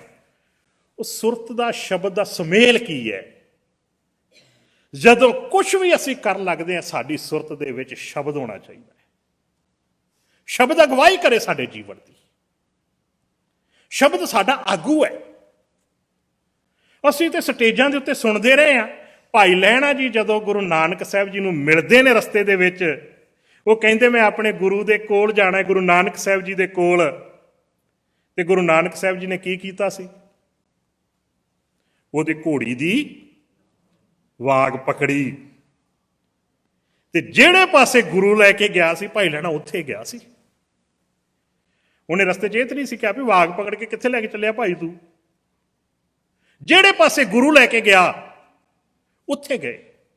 ਇਹਦਾ ਅਰਥ ਤੇ ਸਮਝੋ ਕਿਤੇ, ਜਿਹੜੇ ਪਾਸੇ ਗੁਰੂ ਲੈ ਕੇ ਜਾ ਰਿਹਾ ਬਾਣੀ ਦੇ ਰਾਹੀਂ ਸਾਨੂੰ, ਅਸੀਂ ਉਸ ਪਾਸੇ ਜਾਣਾ ਹੈ, ਨਾ ਕਿ ਕਿਸੇ ਹੋਰ ਦੇ ਕਹੇ ਮੁਤਾਬਕ। ਉਹ ਭਾਈ ਤਿਲਕ ਜੀ ਨੂੰ ਗੁਰੂ ਸਾਹਿਬ ਨੇ ਕਿਹਾ, ਤੂੰ ਦੁਕਾਨ ਕਰਦਾ, ਕਿਰਤ ਕਰ, ਪਰਮਾਤਮਾ ਨੂੰ ਯਾਦ ਰੱਖ ਹਰ ਵੇਲੇ, ਪਰ ਵੇਖੀ ਤੇਰੀ ਕਿਰਤ ਦੇ ਵਿੱਚ ਖੋਟ ਨਹੀਂ ਹੋਣੀ ਚਾਹੀਦੀ। ਸੁਬਾਹ ਸ਼ਾਮ ਰੱਬ ਨੂੰ ਚੇਤੇ ਕਰ, ਹਰ ਵੇਲੇ ਸੁਰਤ ਵਿੱਚ ਵਾਹਿਗੁਰੂ ਯਾਦ ਰਵੇ, ਕਿਰਤ ਕਰ ਇਮਾਨਦਾਰੀ ਨਾਲ। ਕਹਿਣ ਲੱਗਾ ਜੀ ਠੀਕ ਹੈ। ਵਾਪਸ ਚਲੇ ਗਿਆ। ਕਿਰਤ ਕਰਦਾ ਹੈ। ਉਸ ਨਗਰ ਦੇ ਵਿੱਚ ਕਿਤੇ ਪਹਾੜਾਂ ਵਿੱਚੋਂ ਕੋਈ ਤਪੱਸਿਆ ਕਰਕੇ ਆ ਗਿਆ ਸਾਧੂ। ਉਹਨੇ ਹੋਕਾ ਦਿੱਤਾ ਕਿ ਮੈਂ ਇੰਨੇ ਸਾਲ ਤਪੱਸਿਆ ਕੀਤੀ ਹੈ ਤੇ ਵਰ ਮਿਲਿਆ ਹੈ ਰੱਬ ਦੇ ਵੱਲੋਂ ਕਿ ਜਿਹੜਾ ਇਹਦੇ ਦਰਸ਼ਨ ਕਰੇਗਾ ਉਹਨੂੰ 6 ਮਹੀਨੇ ਦਾ ਸਵਰਗ ਮਿਲ ਜਾਏਗਾ। ਕਤਾਰਾਂ ਲੱਗ ਗਈਆਂ। ਇੱਥੇ ਵੀ ਕਿਤੇ ਕੋਈ ਆਵੇ ਤੇ ਇਸ ਤਰ੍ਹਾਂ ਹੀ ਹੁੰਦਾ ਕਈ ਵਾਰ। ਹਾਂ, ਪਰ ਮੈਂ ਕਈ ਵਾਰ ਭਾਈ ਸਾਹਿਬ ਨੂੰ ਵੀ ਬੇਨਤੀ ਕਰਦਾ ਹੁੰਦਾ, ਇੱਥੇ ਆ ਕੇ ਮੈਨੂੰ ਥੋੜ੍ਹਾ ਜਿਹਾ ਮਹਿਸੂਸ ਹੋਇਆ ਐਸ ਸਿਟੀ ਵਿੱਚ, ਐਸ ਦਰਬਾਰ ਦੇ ਵਿੱਚ, ਕਿ ਗੁਰੂ ਦੀ ਬਖਸ਼ਿਸ਼ ਰੂਪੀ ਬਾਣੀ ਦਾ ਪਹਿਰਾ ਹੈ ਜੀਵਨ ਵਿੱਚ ਇੱਥੇ ਰਹਿਣ ਵਾਲਿਆਂ ਦੇ। ਨਹੀਂ ਤੇ ਬਹੁਤੀਆਂ ਥਾਵਾਂ ਦੇ ਉੱਤੇ ਤੇ ਬਸ ਸਰੀਰਾਂ ਦੇ ਉੱਪਰਲੇ ਲਿਬਾਸ ਵੇਖ ਕੇ ਭਰਮ ਜਾਂਦੇ ਲੋਕ। ਗੁਰੂ ਬਖਸ਼ਿਸ਼ ਕਰੇ ਕਹਿ। ਸਾਰੇ ਨਗਰ ਵਾਲਿਆਂ ਨੇ ਦਰਸ਼ਨ ਕਰ ਲਏ, ਕਤਾਰਾਂ ਲੱਗ ਗਈਆਂ। ਬਸ ਜੀ ਅਸੀਂ ਉਹਨਾਂ ਦੇ ਜੋਗੀ ਜੀ ਦੇ ਦਰਸ਼ਨ ਕਰਨੇ ਆ, ਬਾਬਾ ਜੀ ਦੇ ਦਰਸ਼ਨ ਕਰਨੇ, 6 ਮਹੀਨੇ ਦਾ ਦਰਸ਼ਨਾਂ ਨਾਲ ਹੀ ਸਵਰਗ ਮਿਲ ਜਾਣਾ। ਜੋ ਸਾਰਾ ਕਰ ਲਏ, ਪੁੱਛਿਆ ਉਹਨੇ, ਕੋਈ ਰਹਿਤ ਨਹੀਂ ਗਿਆ? ਕਹਿਣ ਲੱਗੇ ਜੀ ਇੱਕ ਗੁਰੂ ਅਰਜਨ ਸਾਹਿਬ ਦਾ ਸਿੱਖ ਰਹਿੰਦਾ ਹੈ, ਭਾਈ ਤਿਲਕ, ਦੁਕਾਨ ਕਰਦਾ ਉਹ ਨਹੀਂ ਆਇਆ। ਉਹਨੇ ਸੋਚਿਆ ਕਿ ਕਿਤੇ ਇਹ ਨਾ ਹੋਵੇ ਜਿਹੜਾ ਆਇਆ ਨਹੀਂ, ਇਹਦਾ ਮਤਲਬ ਉਹਨੂੰ ਕੁਛ ਨਾ ਕੁਛ ਸਮਝ ਹੋਵੇਗੀ। ਜੇ ਉਹ ਨਾ ਮੇਰੇ ਕਾਬੂ ਆਇਆ, ਇੱਕ ਨਾ ਇੱਕ ਦਿਨ ਉਹਨੇ ਸਾਰਿਆਂ ਨੂੰ ਸਮਝਾ ਦੇਣੀ ਵਿਚਲੀ ਗੱਲ। ਉਹਨੂੰ ਸੁਨੇਹਾ ਭੇਜਿਆ ਵੀ ਤੂੰ ਵੀ ਆ ਕੇ ਦਰਸ਼ਨ ਕਰ ਲੈ। ਬੜਾ ਪ੍ਰਚਾਰ ਚੱਲਿਆ। ਵੇਖੋ ਕਿੰਨੇ ਪਰਉਪਕਾਰੀ ਸਾਧੂ ਜੀ। ਜਿਹੜਾ ਨਾਸਤਕ ਬੰਦਾ ਵਾ, ਮੰਨਦਾ ਨਹੀਂ ਇਹਨਾਂ ਨੂੰ, ਉਹਨਾਂ ਦੇ ਉੱਤੇ ਵੀ ਕਿਰਪਾ ਕਰਨ ਵਾਸਤੇ ਵੇਖੋ ਇਹਨਾਂ ਨੇ ਸੁਨੇਹਾ ਭੇਜਿਆ ਵੀ ਆ ਕੇ ਦਰਸ਼ਨ ਕਰ ਲੈ, ਸਵਰਗ ਮਿਲ ਜਾਏਗਾ। ਜਦੋਂ ਉਹਦੇ ਚੇਲੇ ਨੇ ਆ ਕੇ ਕਿਹਾ ਨਾ, ਤੇ ਭਾਈ ਸਾਹਿਬ ਅੱਗੋਂ ਕਹਿਣ ਲੱਗੇ ਮੈਨੂੰ ਸਵਰਗਾਂ ਦੀ ਲੋੜ ਨਹੀਂ, ਮੇਰੇ ਕੋਲ ਦੁਬਾਰਾ ਨਾ ਆਵੀਂ, ਮੈਨੂੰ ਨਹੀਂ ਸਵਰਗ ਚਾਹੀਦੇ, ਕਿਉਂਕਿ ਮੇਰੇ ਗੁਰੂ ਦਾ ਬਚਨ ਹੈ, ਸੁਰਗ ਨਰਕ ਤੇ ਮੈਂ ਰਹਿਓ ਸਤਿਗੁਰ ਕੈ ਪ੍ਰਸਾਦ। ਕਵਣ ਨਰਕ ਕਿਆ ਸੁਰਗ ਵਿਚਾਰਾ, ਸੰਤਨ ਦੋ ਰਾਧੇ। ਅਸੀਂ ਤੇ ਆਪਣੇ ਘਰਾਂ 'ਚ ਫੋਟੋ ਲਾਈ ਹੁੰਦੀ ਆ ਆਪਣੇ ਵਡੇਰਿਆਂ ਦੀ, ਤੇ ਥੱਲੇ ਲਿਖਿਆ ਤਾਂ ਸਵਰਗਵਾਸੀ। ਗੁਰੂ ਕਹਿੰਦਾ ਉਹ ਤੋਂ ਬਚਣਾ ਸਵਰਗਾਂ ਤੋਂ ਤੇ ਨਰਕਾਂ ਤੋਂ। ਅਸੀਂ ਉਹ ਆਪਣੇ ਬਜ਼ੁਰਗਾਂ ਨੂੰ ਸਵਰਗਵਾਸੀ ਧੱਕੇ ਨਾਲ ਉਹਨਾਂ ਦਾ ਵਾਸਾ ਸਵਰਗਾਂ 'ਚ ਕਰ ਰਹੇ ਹਾਂ। ਇਹ ਵੀ ਆਉਣ ਵਾਲੇ ਦਿਨਾਂ 'ਚ ਨੁਕਤਾ ਸਾਂਝਾ ਕਰਾਂਗਾ। ਖੈਰ, ਸਮਾਪਤੀ ਵਾਲੇ ਪਾਸੇ ਆਈਏ। ਯੋਗੀ ਹੈਰਾਨ ਹੋ ਗਿਆ, ਕਹਿਣ ਲੱਗਾ ਜ਼ਰੂਰ ਇਹਨੂੰ ਕੋਈ ਪੱਕਾ ਗੁਰੂ ਮਿਲਿਆ ਹੈ। ਆਪ ਤੁਰ ਪਏ, ਲੋਕਾਂ 'ਚ ਪ੍ਰਚਾਰ ਹੋ ਗਿਆ। ਵੇਖੋ ਜੀ, ਆਪ ਉਹਦਾ ਭਲਾ ਕਰ ਲਈ, ਉਹਦੇ ਘਰ ਚੱਲੇ ਆ। ਜਦੋਂ ਸਿੱਖ ਨੂੰ ਪਤਾ ਲੱਗਾ ਨਾ ਯੋਗੀ ਆ ਰਿਹਾ ਹੈ ਦਰਸ਼ਨ ਦੇਣ ਲਈ, ਉਹਨਾਂ ਨੇ ਉੱਠ ਕੇ ਤੇ ਦੁਕਾਨ ਦਾ ਦਰਵਾਜ਼ਾ ਬੰਦ ਕਰਕੇ ਅੰਦਰੋਂ ਕੁੰਡੀ ਲਾ ਲਈ। ਹੈਰਾਨ ਹੋ ਗਏ ਸਾਰੇ। ਆ ਕੇ ਉਹਨੇ ਸਾਧੂ ਨੇ ਦਰਵਾਜ਼ਾ ਖੜਕਾਇਆ। ਓਏ ਗੁਰੂ ਦਾ ਸਿੱਖਾ, ਦਰਵਾਜ਼ਾ ਖੋਲ, ਤੈਨੂੰ ਦਰਸ਼ਨ ਦੇਣ ਆਏ ਆ। ਇੱਕ ਵਾਰੀ ਦਰਵਾਜ਼ਾ ਖੋਲ ਕੇ ਦਰਸ਼ਨ ਕਰ, ਤੈਨੂੰ ਸਵਰਗ ਮਿਲ ਜਾਏਗਾ।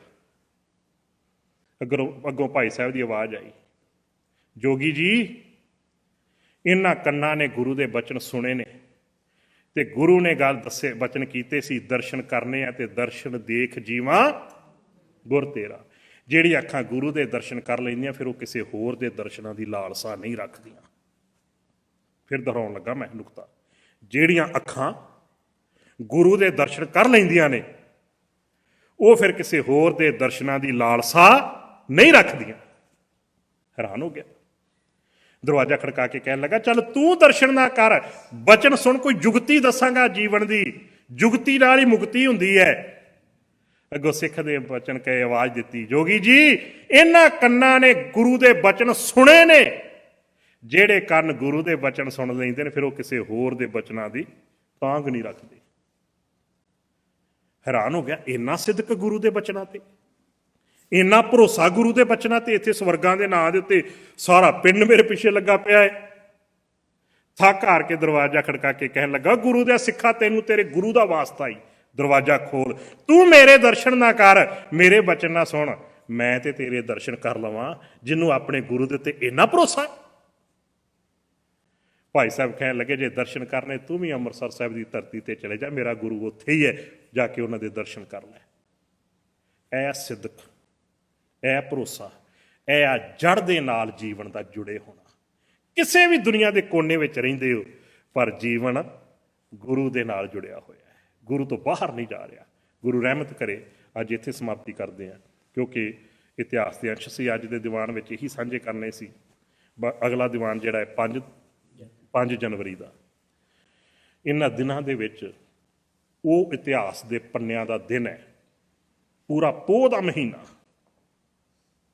ਸਾਡੇ ਵੱਡੇ ਵਡੇਰੇ ਤੇ ਪੋਹ ਦੇ ਮਹੀਨੇ 'ਚ ਪਹਿਲੇ ਦਿਨ ਜਿੱਦਣ ਪੋਹ ਆਰੰਭ ਹੁੰਦਾ ਸੀ ਨਾ, ਮੰਜੇ ਚੁੱਕ ਕੇ ਪਾਸੇ ਕਰ ਦਿੰਦੇ, ਕਹਿੰਦੇ ਥੱਲੇ ਸੌਣਾ ਹੈ।